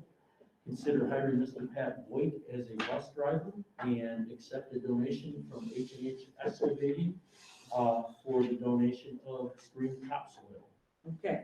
Any questions to the consideration for the retirement Mr. Brittenall, who, when he said he got here, he was only gonna put in a certain amount of years, and he did that. God bless him, we love Mr. Brittenall. Yeah, he said when those freshmen got in, when they were seniors, he was gonna be out. And then hiring of Mr. Pat, how do you say his last name? Boyd. And then to accept the donation from H&H Excavating for topsoil. Are there any questions, discussion about that? If not, then I'll make a motion that we, I'm just gonna handle it this way, because I can do that. The consent agenda item number 1, A, B, and C. Is there a motion to accept? I make a motion. The motion was made by Mr. Jones, and I'll give it to Mr. Carter for the second. Any questions or comments to that motion? Now, all in favor? Aye. Those opposed? Motion carried. All right, so in your packet, we have our board norms, and Mrs. Washington wanted to talk about a couple of those board norms and. Yep, so we probably won't vote on this because this will be another 30-minute conversation, but please review your board norms. This is something that we do annually, or when we need to add something or take something away. These are the standards in which we use to kind of best practice ourselves as a board. And, you know, my hope and my goal is that, you know, we will hold each other accountable to these. So I don't know if you have them to pull them up, but one of our big, you know, a couple of them on here, you know, it's just not surprising people. You know, making sure that if we have a complaint, how we handle that with people in the community. So please review those. If you have some additions you would like to make, I would recommend that you write those down and bring them back to the next, Ms. Martin has hers. Bring them back to the next board meeting. So we do it every time there's a new board member that joins the board. That the board member gets their packets or electronically 5 days before the regular board member meeting. Board members are encouraged to offer praise for employees, but criticism must be channeled through the superintendent's office, and that's not during a public school board meeting, but to the superintendent's office. Agendas must be open, which means your laptop or your paper document, open and on the table for meaningful dialogue to occur. Discussion at the meetings and debate over issues should be open and honest and without disclosing issues to be held confidential. Once a decision has been reached, each member is responsible to support the decision and to aid in its implementation. Support means at minimum to accept the decision and to do nothing that undermines the board's action. A board member's right to dissent is always preserved. You have a right to say no, you have a right not to agree, but you do have to support. Personal snide comments are counterproductive to the group's process, and the board does agree to have a workshop when it finds its interpersonal issues are pending and problematic in decision-making. The board agrees to hold 1 or 2 meetings to give appraisal of the superintendent, which I think we'll have some conversation about on the agenda if I scroll through there. And then number 8 is just about how we handle complaints, concerns from staff, parents, community members. And so 1, we listen to the concern. 2, we offer assistance by having the appropriate school official contacted. 3, inform the individual of the appropriate policies and channels regarding complaint if it's appropriate. 4, we assist them with the complaint, meaning, you know, I've done this myself. Turn in to Mr. Cromwell to see if he was able to make an appointment to meet with the parent. Continue to channel the individual to the next immediate level if the issue seems to be resolved. I know this can be redundant, but we have processes, so we must continue to encourage people to go through that process. As a parent myself, I've had to go through this process. Teacher, you know, principal, superintendent, I've had to do this myself. So if we're asking people to do it, we need to be able to be examples and be leaders. And the superintendent then will issue a directive, or he or she will follow up as necessary. So please take time to review those. If you have any additional ones you want to add, please write those down and bring them to the next board meeting in May. Moving on to number three. All right, you have a new, sheet that goes with this specific one, I passed that before the meeting. I'm gonna let Mr. Forrest talk about the development of the, contract formula for some of the non-union. Thank you, Mr. Hunter. So whenever, each year, we bring the non-union contract before the Board of Education for renewal. And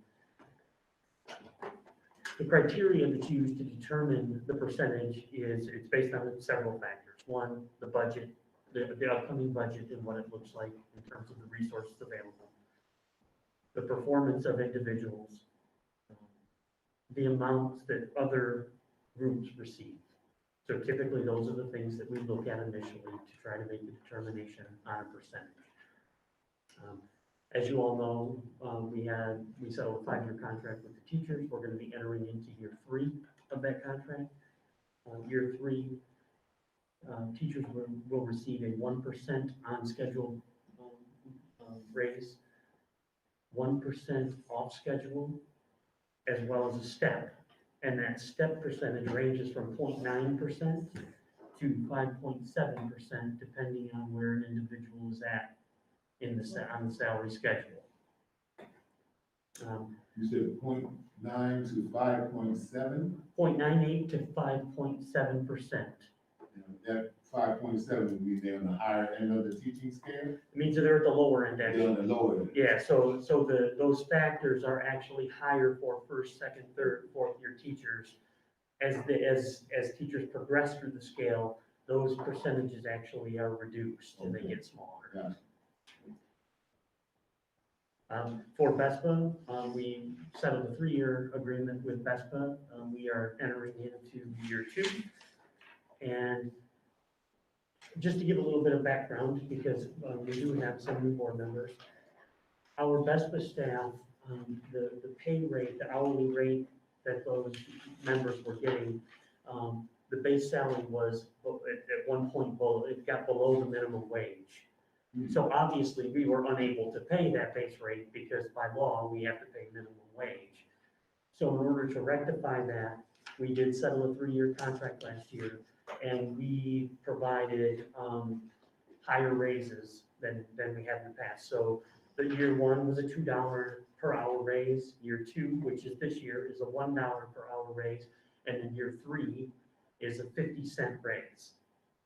So that $1 raise represents a percentage increase of between 6.2 and 8.7, depending on what somebody's making. So you're saying we were paying the minimum wage prior to this, or below minimum wage? We were never paying them below minimum wage. Okay. But so, and most people, I don't know that there were any even at minimum wage, but the base rate, so what we would hire, let's just say a paraprofessional at, that base rate in the collective bargaining agreement was below minimum wage. Now, obviously, we could not, even though that was the number, we could not do that because that is, that's against the law. So we were just bumping people up to minimum wage if we paid them. Now, again, I don't know that there was anybody making that. There might have been one, but certainly we had to rectify that. Now, just to give you the full picture, we did surveys of all of the surrounding schools, in particular in our ESD, but we also included Reed City. And what we noted is that from a hourly rate standpoint, our paraprofessionals typically were making less. However, from a total compensation standpoint, ours were making far more because our surrounding districts don't offer health benefits, and we do. So it's not like our total compensation package was low. However, our hourly wage is low. And when we discussed it and brought it to the board, the determination was made that we need to provide higher raises in the immediate, at the time in the immediate future to rectify that.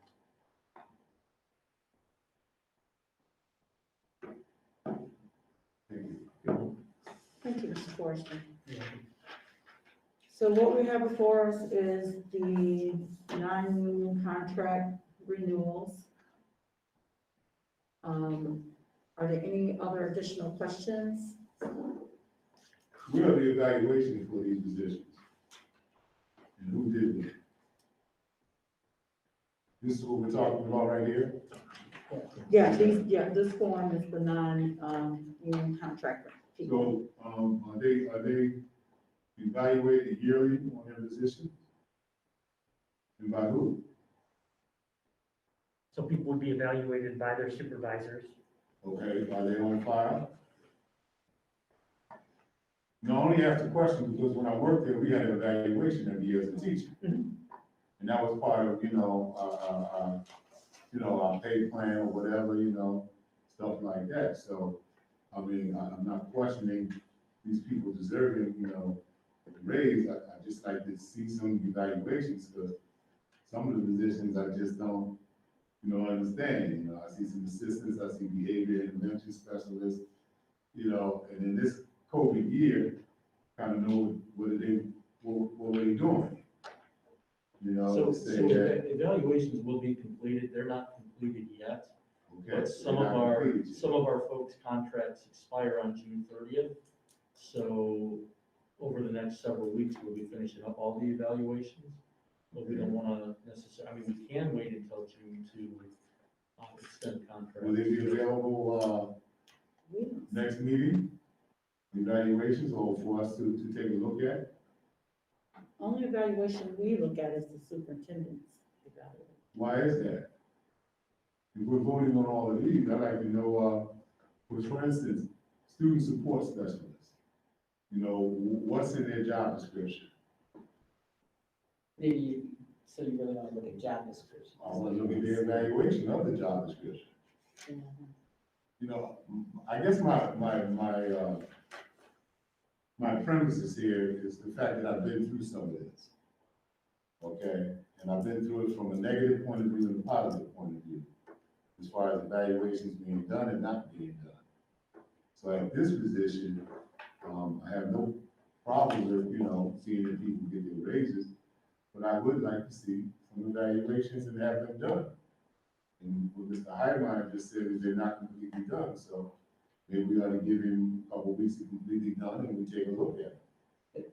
As to, I was gonna say, I'd like to say that, Like contract violation of I think BDA that if, to, I think if you put yourself in that position and you have an evaluation done, that I don't think that you would want a whole bunch of other people to see your evaluation. no, I'm talking about the board, we're not a whole bunch of people. Now, we are a whole bunch of people. We're 7 people that make a decision on their income increase. can you have a legal opinion on that? What's the legal opinion on the Board of Education looking at any other person's evaluation besides the person they hire and fire? Is that something you need to call Trune about? Okay. Call Trune on that and keep back with that. So, I mean, we can get this done next month. we'll see what there's 1, 2, 3, 4, 5, 6 board members here, so we can do this now, or we can approve it next month. Do you want to do this now or approve it next month? I say, approve it next month, when we have the Do evaluation. you want to approve it now or do it next month? And could we do the evaluation portion? I had some. Do you want to do it now or approve it next month? I think next month. You want to approve it now or do it next month? Table it for next month. We'll Next. table number 3 for next month. Right. So if you can get a legal opinion on that and then have that to us, that would be great. Now, the thing about taking a look at it, Ms. Beasley, could we do that during our workshop meetings, when they're confidential? And it's just the 7 of us? I think if he gets a legal. We need to get a answer legal on opinion there, on then how maybe we you can- to even do that. Yeah, if it's even legal for us to. And maybe if it is, even if it is, maybe we need blacked out information on who it is. I really don't want to see who the person what it is. I'd like to see maybe some information on how they're doing their jobs, but I don't need to know every personal person's. I do have a question though. Is some of these contracts go out to 2024 already? So if they're already getting, the contracts are out to 2024, or even 2023, why would we renew again? Well, in the past, that is how we have operated those contracts, and, that's how most schools do that. So, when somebody is on a contract, they are on sort of a rolling contract, so to speak. It's not something that is required. Certainly, the board can elect to give a 2 or 3 year contract and not extend it until it is about to expire. But that's the way that we have done it in the past. Going along with that, if we don't extend the contract, but can we still do the percentage increase if we wish to? The Absolutely. board can do what it You wishes. would just do, essentially, you just do an addendum to the contract. Okay. So instead of issuing a brand new contract, you do an addendum that identifies whatever you want to alter in the contract. So if it's salary percentage or whatever it might be, then yeah, that's an easy one-page addendum. All right, so just to make sure we got this on record, I'm gonna ask for a motion to table, the non-union contract for, renewals. Will that require, a motion in a second? Because y'all said y'all didn't want to. I have a motion that we table it, so. All right, it's been a motion by PT Jones. Is there a second or support? Support. Supported by Mr. Carter. Any questions or comments to the motion? All in favor? Those opposed? Motion carried. Discussion item number 4.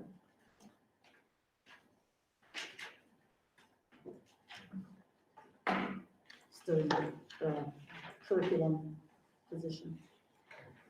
So the thought on this position is, we have a number of different people who add to their positions basically by doing some different things. And, it generally works that way in a lot of places where, principals do get very involved in the development of curriculum and selection of curriculum, and they should, it very much should involve the principals in that situation.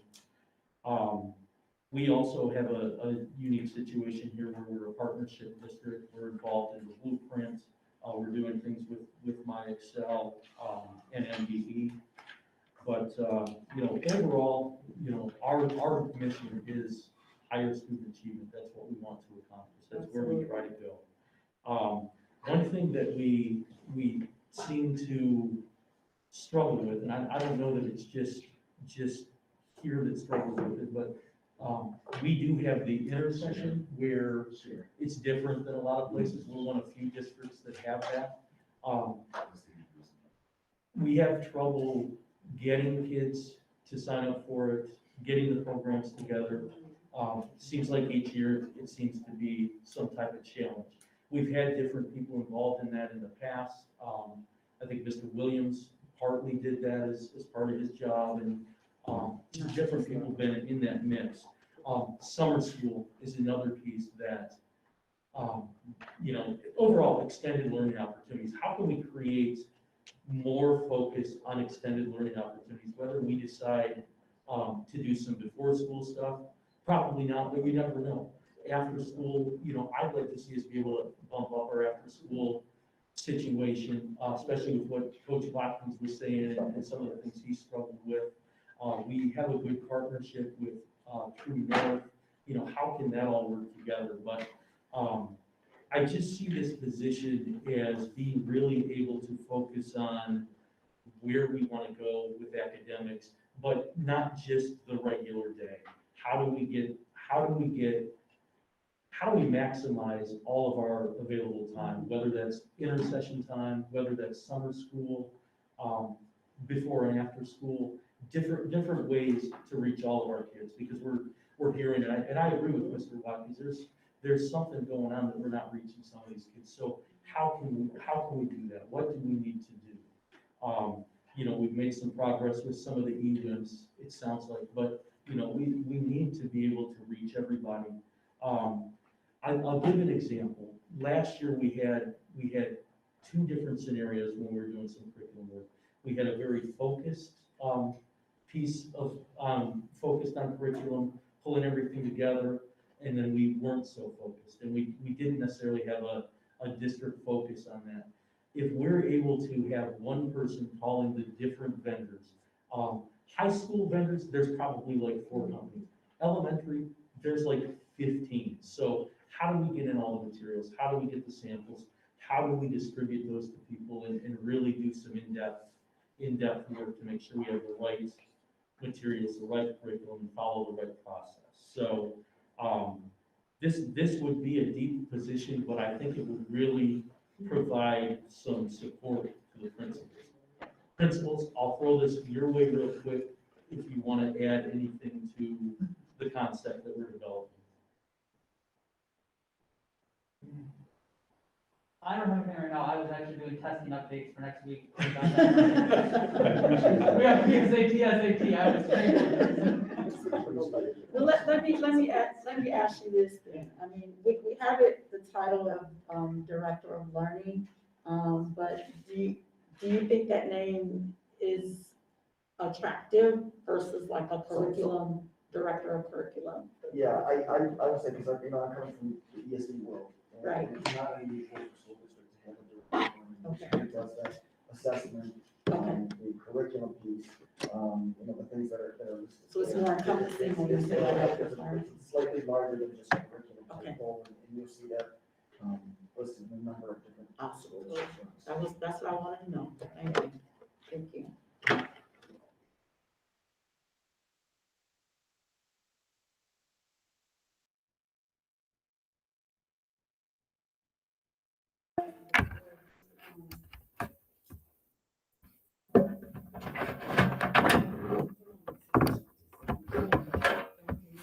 Is there a second? Supported by Mr. Carter. Are there any questions or comments to the motion? Can we roll call vote, please? Yes.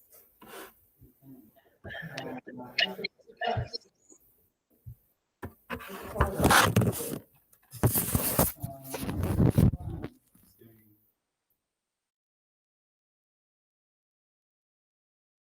Washington, Yes. Mrs. Peasley, yes. So let the record show that Mr. Brooks reply. Yes, he said yes. So let it, I did not say yes. one abstention and 5. Excuse me. You have a reason for your extension?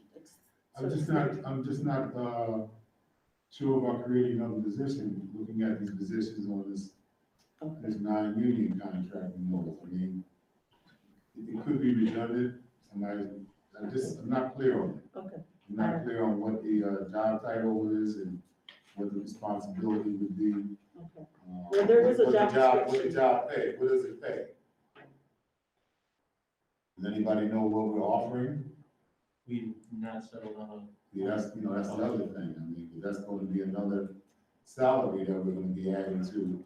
And would that be a non-union contract renewal, non-union position? be non-union, yes. Yeah, so now I'm gonna add another one to it. Don't know what it's gonna pay. I'm just not clear. Okay. So, the motion still carries.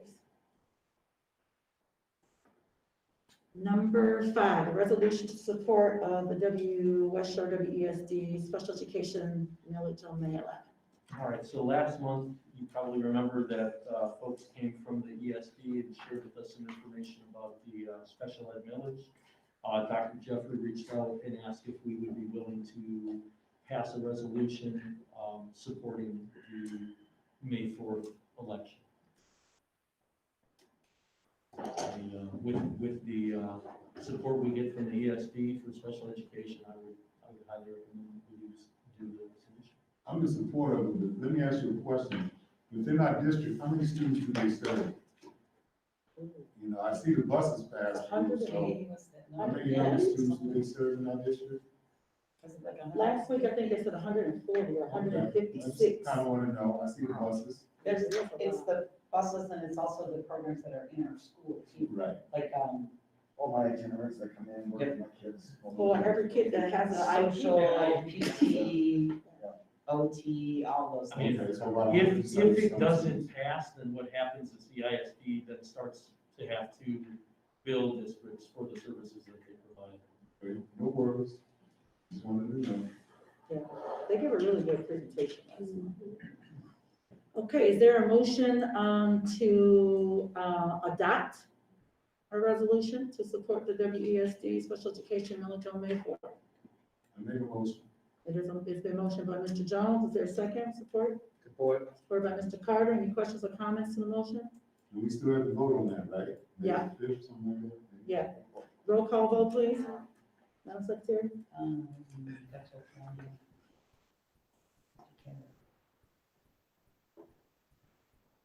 Mr. Brooks? Aye. Can you hear me? You got me a little louder. Mr. Brooks? I said aye. Can you hear me? He's trying to respond. Is he? So just put thumbs up or something, can Yeah. see them.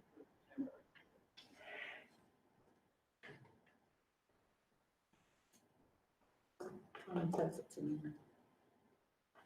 I'll go on while we're waiting, is that okay? That is fine. Mr. Carter? Yes. Mr. Jones-Long? Yes. Ms. Martin? Yes. Ms. Washington? Yes. Ms. Peaskey, yay? All right, motion carried. We could have- Number 6, Mr. Forrest. I didn't have the computer. Purchase of a high school boiler replacement. So in the secondary building, we have a boiler that has gone out. And we received a bid to replace, that boiler from Custom Sheet Metal. Custom Sheet Metal has not provided all of our boilers. They did not do the original, work, but their prices have been, lower, which is why we have gone with them recently when we've had issues. Or can be replaced, for the quote that's Careful. not, I'm good. unfortunately. Now, we've, and we make sure that obviously there are filtration systems set up for those boilers, so as water enters, it filters that water, so you're not getting a lot of debris, because one of the things in that building in particular is we have old infrastructure under that building, so there are old pipes and there, so there tends to be debris in our water, which is why everything is filtered, including our drinking fountains and, all that stuff is filtered to get. How old is it now? What's that? How old is that boiler now? Put it in 2012. Sounds about right.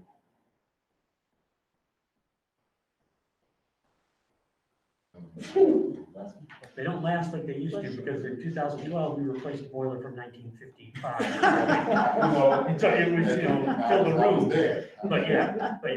In 2012, I watched them go from a mega Yeah, unit to this little small little unit. yeah. So now it's time to replace that. So there's a motion that we have to make to do that, yes, sir. Is there a motion regarding the purchase of the high school boiler replacement? and that's the only bid right now? Not gonna entertain any other bids? No, we received 2, this is the lowest. Is that a recommended company? Yes, right now, it's the company that we have been using to replace the boilers because, they have come in, they've done a good job, their prices have been lower. They also, are cleaning all of our filters, so twice a year, all of the filters in the district, both buildings are either cleaned or replaced, depending on the filter, and that company is doing Does that. that come with a service contract then? It certainly does. Okay. And we've been working with them since. We have. I made a motion. All right, Mr. Jones has made a motion. I'll second. Support. It's I'll beat you this time. it's been, you've been in the minutes 50 times already tonight. I'm gonna put Ms. Peaskey as the second, okay? Okay, We'll go do the ahead. next one. All right, so it's been seconded by Mrs. Peaskey. Is there any questions or comments to the motion? All in favor? Aye. Those opposed? Motion carried. All right, so now we're gonna consider, purchasing, security cameras to upgrade our security system. So At your side, there's a new one, and I'll let Mr. Forster go ahead. Do what he was gonna do. So in 2018, we engaged in a project to begin to upgrade our camera system. We have many cameras that are analog, and they are on analog systems. Those systems are currently failing, and they are obsolete. We have had instances recently where, and not many, but we've had a couple of instances where there have been circumstances that have occurred that we have not had access to cameras because the system itself had stopped functioning, stopped recording, but nobody knew until they went to check the camera. The camera is working, but the system itself is not, so there is no recording. The elementary building in 2018 was upgraded to digital cameras. It's on a new system. Though that system works very well, it records everything. There is a small pocket here in the elementary that still needs to be upgraded. The secondary building, however, is a completely different story. Most of those cameras, there are some that are not analog, but most of them are. When we put the new digital cameras in the secondary building, we put in a system that had enough channels to support all of the cameras we would need to go fully digital when we did.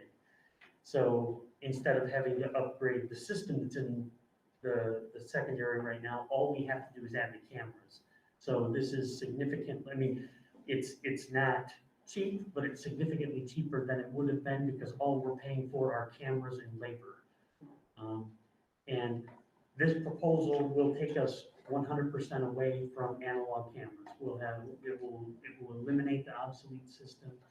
We'll have, and again, those analog cameras, we all know, they're very grainy. They don't have good resolution. There are times when we're looking at those cameras and you can't really see who it is because the details aren't great.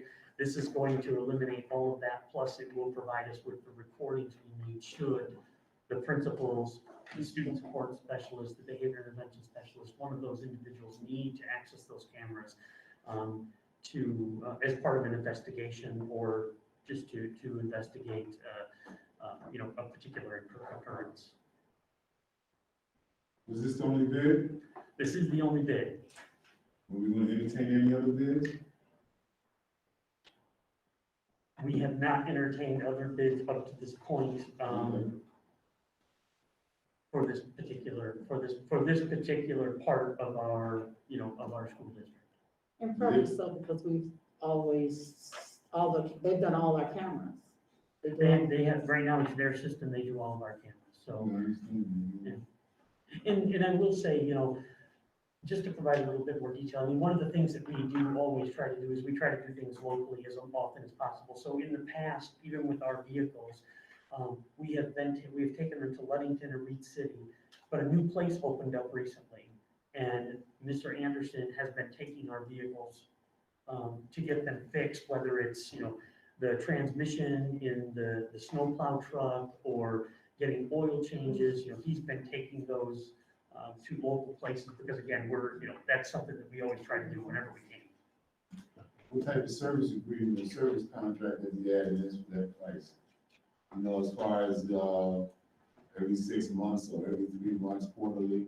So is he servicing the camera or servicing the unit? Because what you had said, something was working, but we didn't know it wasn't working until we went to see it. So, correct.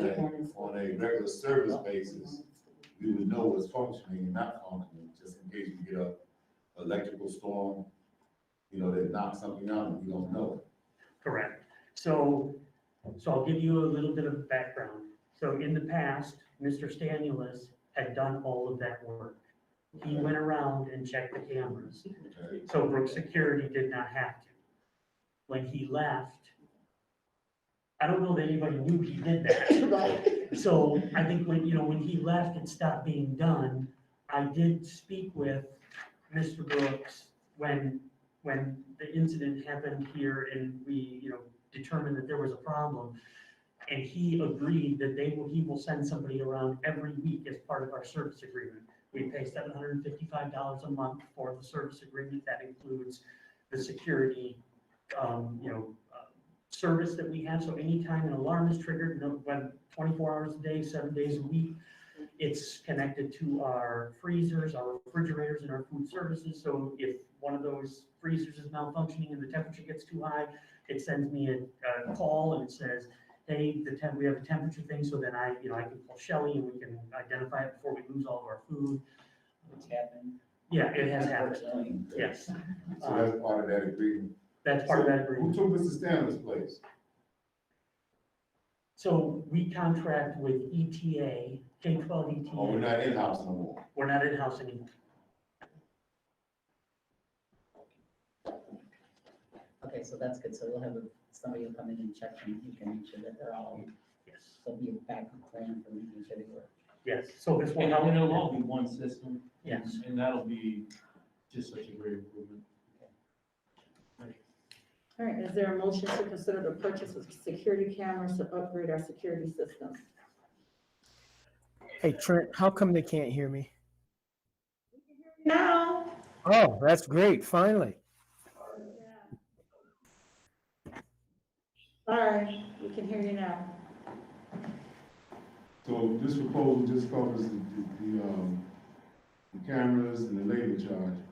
Is the service agreement on another contract? So the service agreement is on another contract. That's a contract that it's a, like I said, it's $755 a month. That's a separate contract. Okay. The cameras. I'll make a motion that we, consider purchase of security cameras to upgrade our system. It's been motioned by Mrs. Peasky. Is there a second on support? Support. Supported by Mr. Carter. Any questions or comments to the motion? I have a question or comment. In the future, is it possible that when we do make decisions like this, that we can have the contractors come in and answer our questions? Absolutely. If that's the desire of the board, we absolutely can do that. I mean, we don't, there are cameras that aren't recording at this point, but it doesn't, it's not something that, I mean, it's whatever the board prefers. Yeah, a lot of these things are so technical. There's some things in there that we don't know and don't understand, and it would be nice to be able to ask those questions to any contractor, no matter what it is. This technology changes overnight. It does. Madam President, you have to excuse me, Okay. sorry. Well, let me, you already made the motion, right? Yes, Well, Ms. Peasky made the motion, I vote yes. and then you I seconded. support it. Okay, so it's a roll call vote, so he said yes. Yes. I'll let you. Mr. Jones Salon, yes. Mr. Brooks? Yes. Yes. Mr. Carter? Yes. Ms. Martin? Yes. Ms. Peasky? Yes. Motion carried.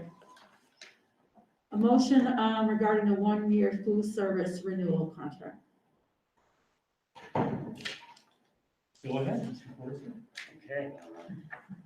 So every 5 years, we are required by the Michigan Department of Education to do an RFP for our food service operation. An RFP is a request for proposal, so essentially we send out invitations to food service companies throughout the state and invite them to bid on providing food services to our students.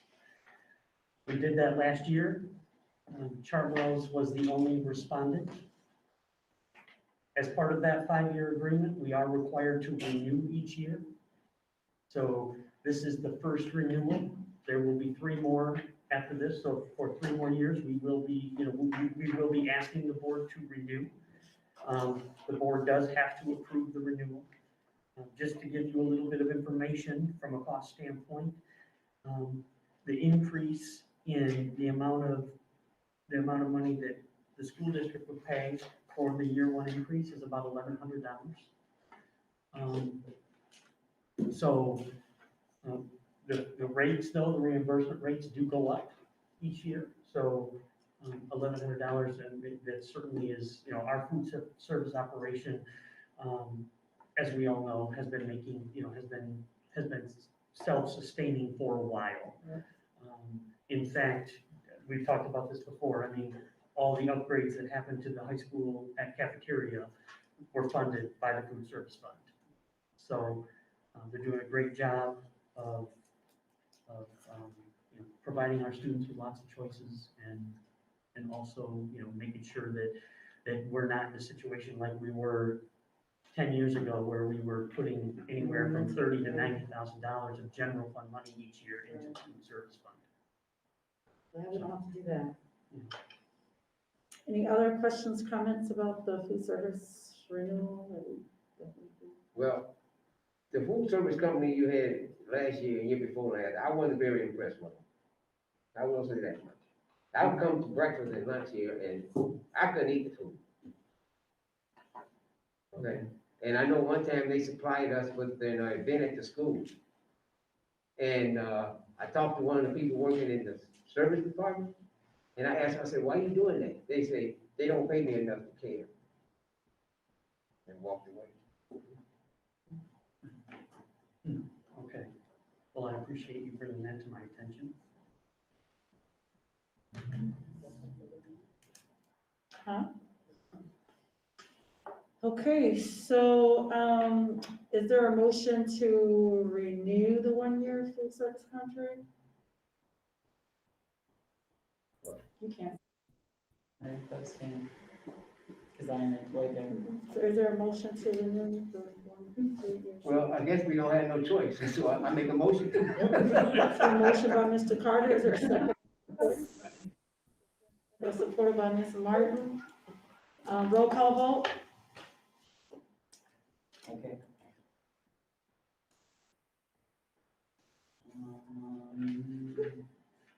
I didn't hear my roll call, I'm sorry. Mr. Brooks, Aye. Mrs. Martin, Mrs. Washington, Aye. Mr. Carter. Aye. Ms. Jones, Salon's not available at the moment. Ms. Hill's on She's not here though, She's not there, okay. unless she has a medical reason, she can't be a part of the meeting virtually.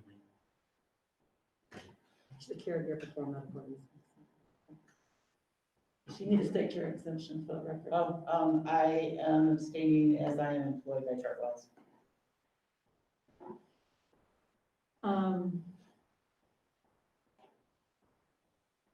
Yes, the motion's carried, we just, that's enough. Motion carried. All right, number 8, 9. All right, so in your packet, you have 3 different quotes, but it's really 2 different quotes. What we did was ask the companies to bid based on our gears funding that we had, as well as our, I believe, ESSER 1 funding. Title 5, sorry, Title 5. And the one we're recommending going with is the Trafera, and they have one bid in there for 234 computers, then 59 computers. But this is all purchased out of grant funds, and they will be student Chromebooks. Questions?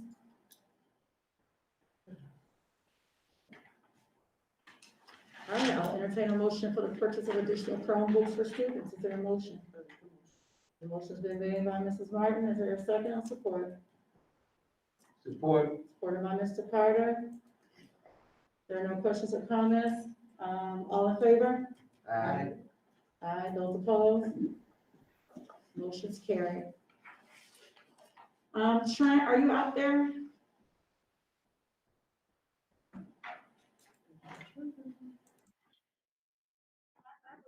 Because we need to, make a motion, we need to consider to enter into, closed,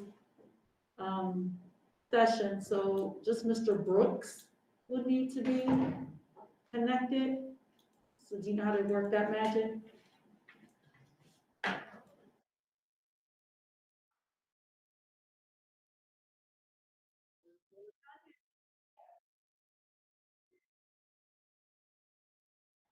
Latanya Hill and Joe Brooks can stay, everyone else will have to be departed. Yes, Mr. Roberts will have, is that, is that, is that accurate? Where are we going? Hold on, Trent. We just have to make sure, again, there are certain criteria where a board member can attend virtually. And She has to listen. so she just can't vote, I mean, so unless she meets one of those three criteria. So, Okay, so she so will she have can to be, she can be here, but just she can't can't vote. Gotcha. Okay, thank you. So we'll, enter into closed session at 8:49 PM, to discuss strategy regarding negotiations. The motion, in a motion, we have it on. I'll make a motion. The motion by, Ms. Peasky.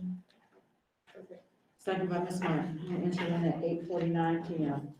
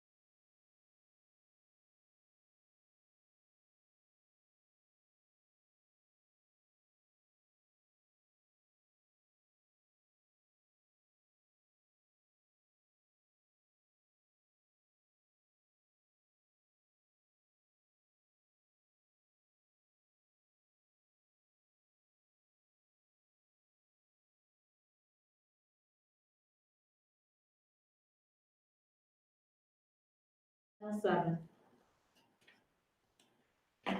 Anybody out there in the community left?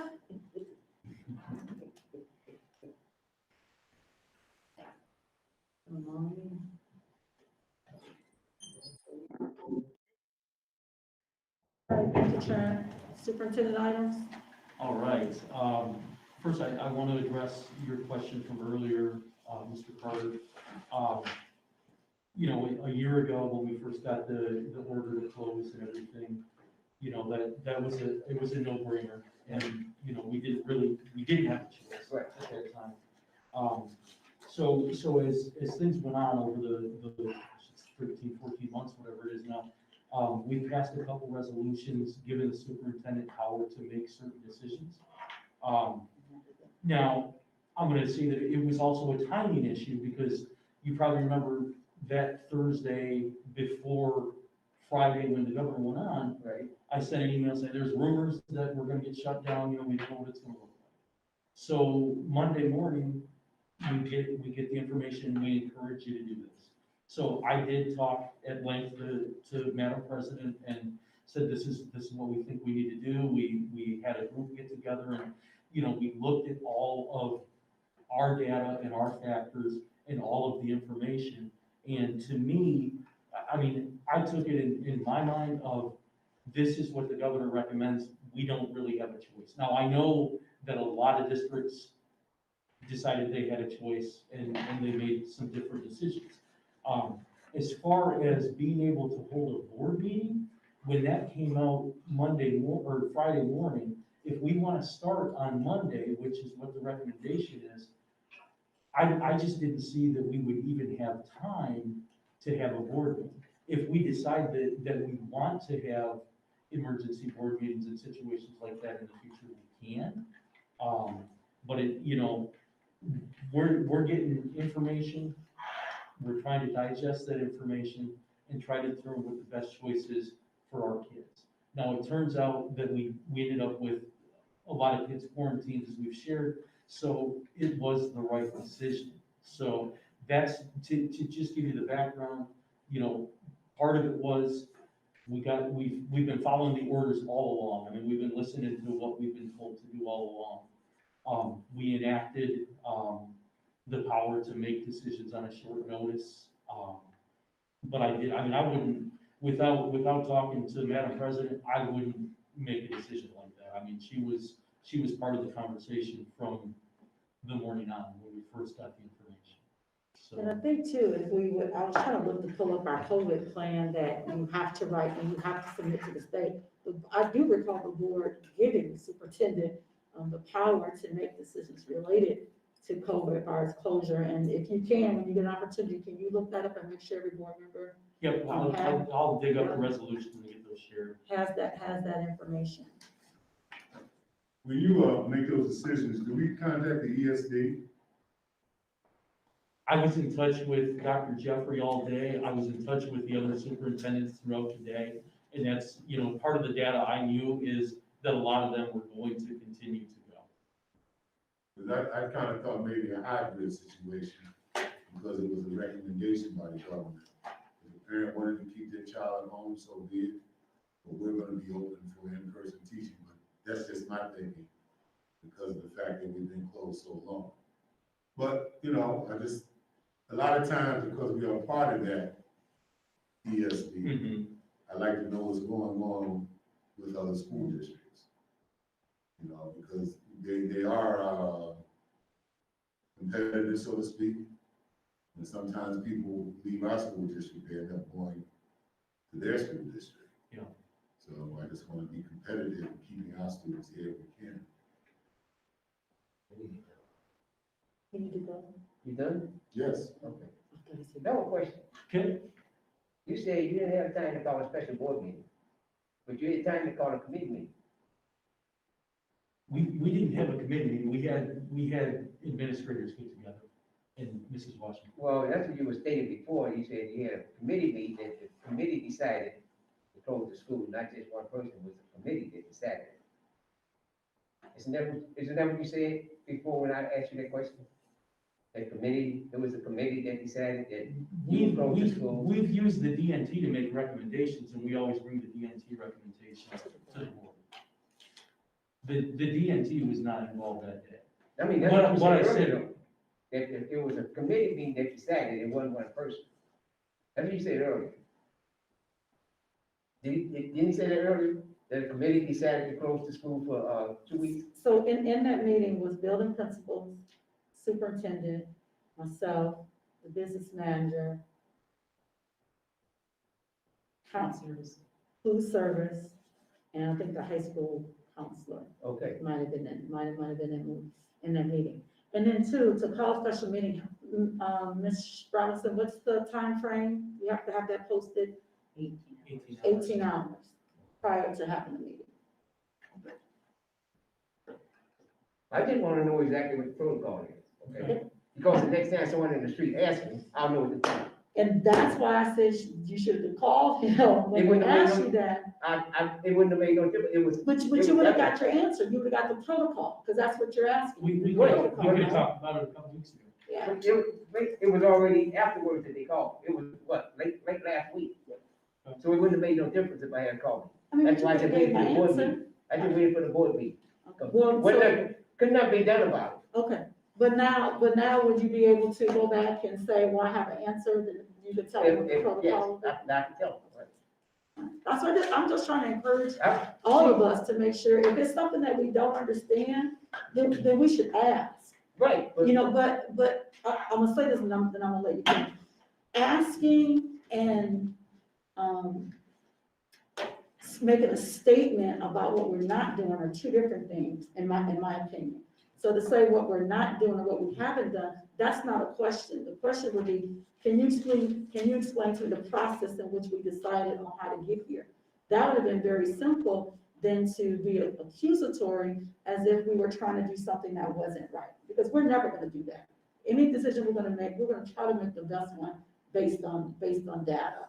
And I would just strongly encourage all of us, and even if you see me doing it, I will want someone to say something to me, is that make sure that we're asking a question and that we're not coming from a place of what I call the basement to say, this is what you're not doing, because that's not always the case. Sometimes we may not see it happening, but it could be happening. And once we, get out there and say something negative, no one's coming back to say I was wrong or I apologize because that wasn't an accurate statement.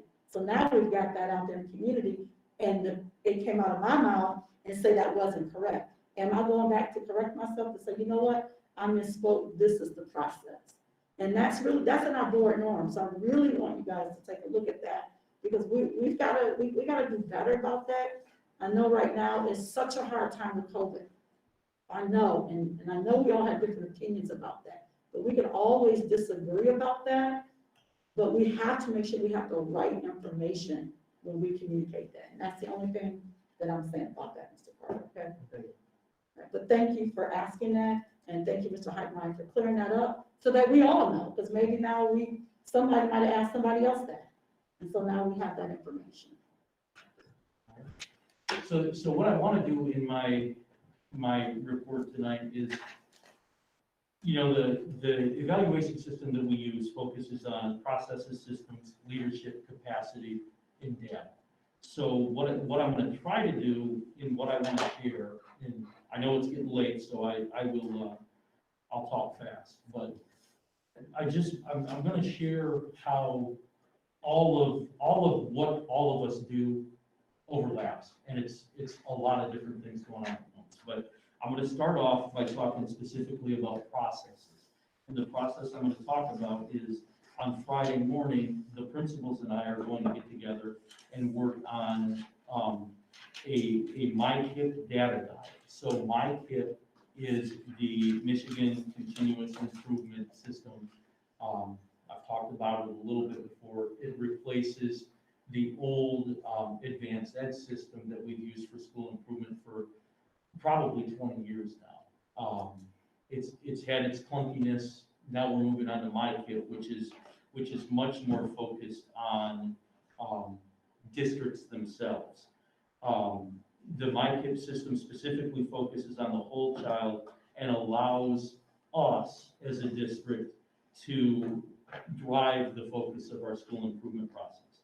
So some information that is specific to them that you can get on their website, but their overall idea to provide districts with a streamlined, integrated process and platform for diagnosing needs in support of educating the whole child, looking at questions like where are we now, where do we want to go, creating a high-quality plan that focuses on systems and supports how will we get there, identifying how to use various funding streams and grants, how will we get there, how will we spend that money, and monitoring and evaluating the implementation and impact of the plan.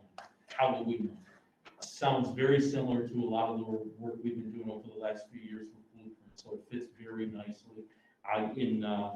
In next month, I'll share kind of a crosswalk to give you an idea of how they do work together. But overall, the idea is assess needs, plan, implement, monitor, and evaluate. So this system also relates directly to systems, leadership, and capacity building. Now I'm going to talk about systems.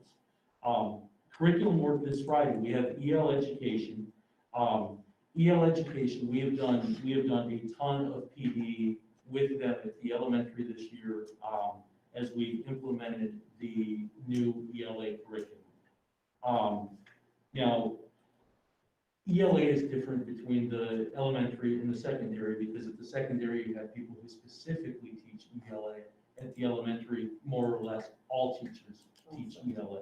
So we're able to really do some very specific PD with the EL program.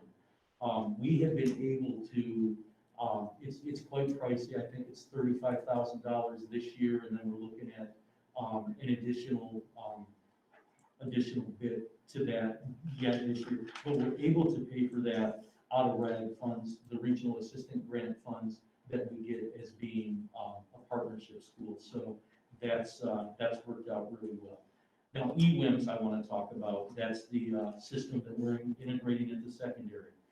They'll be doing some extensive EWIMS training on Friday. I know that Mr. Cornwell already talked about that, but that one is not so focused on cost and money. That takes human resource time, human time. That's a little bit different because there's not a big cost for that professional learning, but it takes a lot of people's time and will in the future, and we'll probably be updating you guys on what that looks like next month. So those both really get into the leadership and the capacity. Leadership, specifically professional learning, just a reminder, you guys, you have your building equity books in front of you tonight. If you are interested, even if you're not interested, I'm going to send you the link when we get that link so you can tune in to watch Dr. Dominique Smith starting at about 12:30 on April 30th. Very excited to be able to finally bring his work to the whole staff. As far as the leadership domain, I want to reiterate, we have been doing a ton of COVID-related work, not only for the past year, but very specifically in the past couple of weeks. And I'll take this time to thank you again for being supportive throughout the year because we have not had to have some of the starts and stops that other places have had to, and we have not had to do the contact tracing that we're learning to do now. So that's been a positive. Capacity, I'm going to give you guys kind of a quick snapshot of all the different initiatives that we have going on and how they relate. So just this year, we have new ELA programs, new English language arts programs, K-12, and we're doing a lot of professional learning in those areas.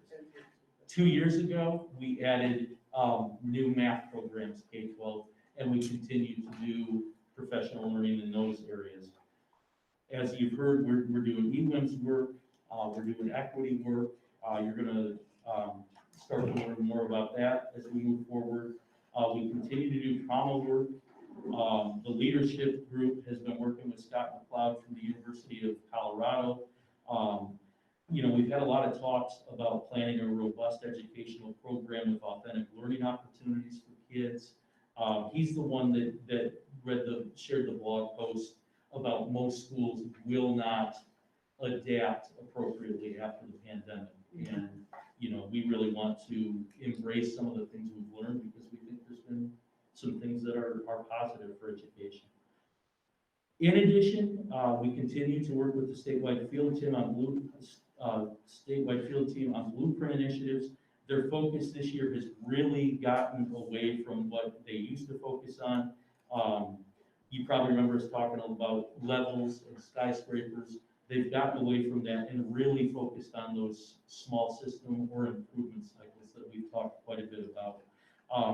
Their support has been different because it's been all virtual. They are not able to go out to districts. So that's why our facilitator hasn't been at our D&T meetings and things like that. Again, they are focusing more on doing the work than on theory at this point.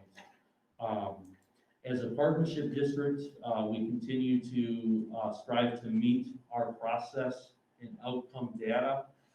You probably remember that last February, we had our review of goal attainment, our RGA meeting, and that is a meeting where we had probably 25 people. We had MDE here, we had the ESD here, and what happened at the end is we were off track with progress. We did very well on our process goals, the implementation of the blueprint and those types of things, but we were off on our NWEA data. So we started this process in June of 18 with the idea that it would be done in around June of 21. However, with the pandemic, where we are now is we will have an additional year as a partnership school where we'll have access to the regional assistant grant funds again, the ability to apply for 21H funds again. We don't know what the final metrics are though. We do have a meeting on May 19th with the state to try to get further understanding of what the final metrics are going to be, because originally we were looking to have our MSTEP data go up a certain percentage from the fall of 17 to the spring of 21. Obviously, they're probably going to change that, so so that meeting will be after our next meeting, but after that meeting, I'll let you guys know what it looks like, because it's a little bit up in the air, but we know that we are going to have an additional year. And we will have an official 24-month check-in, like an RGA, in June, date to be determined, most likely to be virtual. Okay. Is that a link that you can send out for board members? Because I mean, there'll be a lot of data. I don't know. The RGA? Yeah, for Sure. the, yeah. Because I think there'll be a lot of data, a lot of questions that we heard tonight they could gather. It may not be an question and answer session. I'm not sure how they present that, but I think there'll be some good information people can glean. It'd be great to have as many board members present as possible. Thank you. That's all? That is all. Okay, I've just got, so just a couple follow-up things that came out tonight. We're really want to make sure that an email can get to us about. One is, can you contact True, find out the legal situation on, evaluations other than, the board, other than the board doing and seeing yours. I would like to, I sent an email the other day and just asked about retirement and teacher recognition. Yep. If it's nothing else, but I mean, it's been a tough year, right? Yeah, we talked about that today. Right. Trying to determine, I mean, a little uncomfortable trying to bring people together, but we and you know what? definitely need to do something. It could be virtually, you can send a service pen to someone's house, or a golden apple, or a glass apple, whatever it is, their year. We can all get on and clap them up and they can wear their pin. I just think we just need to do something if we can't bring people together. And that's, it's late, that's all I got, so I'll open it up for any board member items.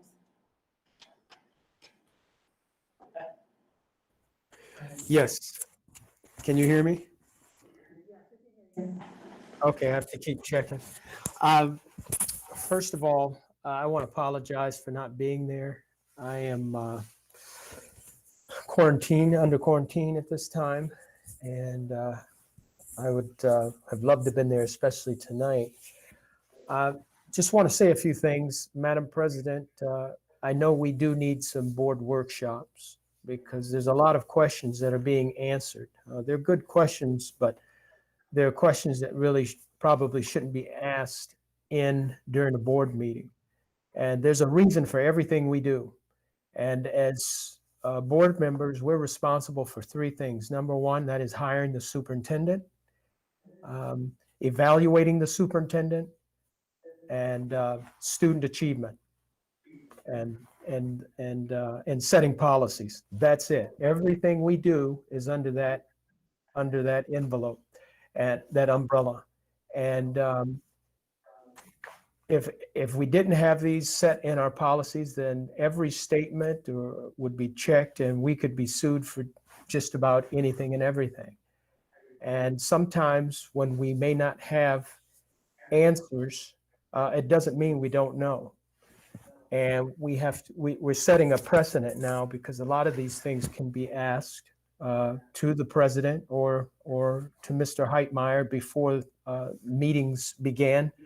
You know, we've got 4 or 5 days between the time we get our packets and the time of the meeting, and that's the time to get those questions out and get them answered so that we can either talk intelligently or about specifics and not making it seem like we're aloof, because that's what the audience sees.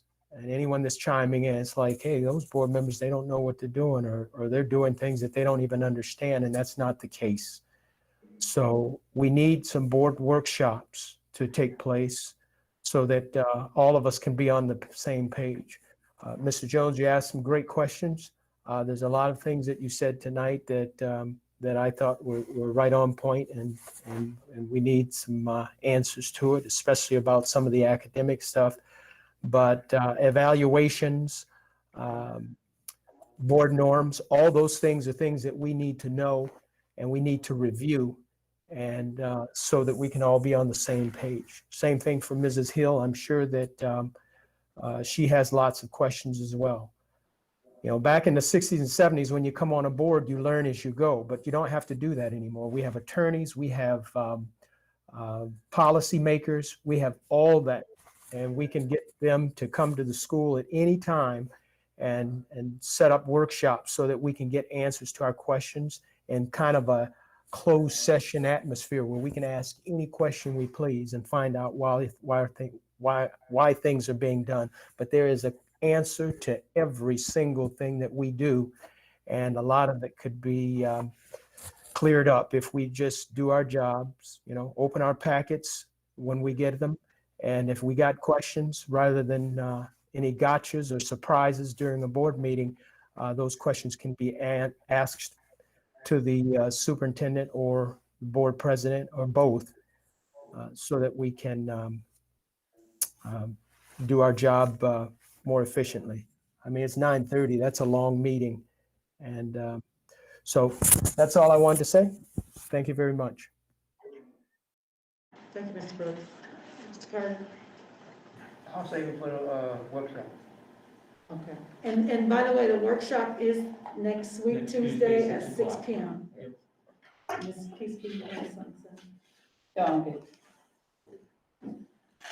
And we also have superintendent evaluation training on May 20th. Can you just send that out in an email tomorrow, just kind of, or when you get a chance by the end of the week? Okay, we'll make a motion to adjourn at 9:31. Thank you.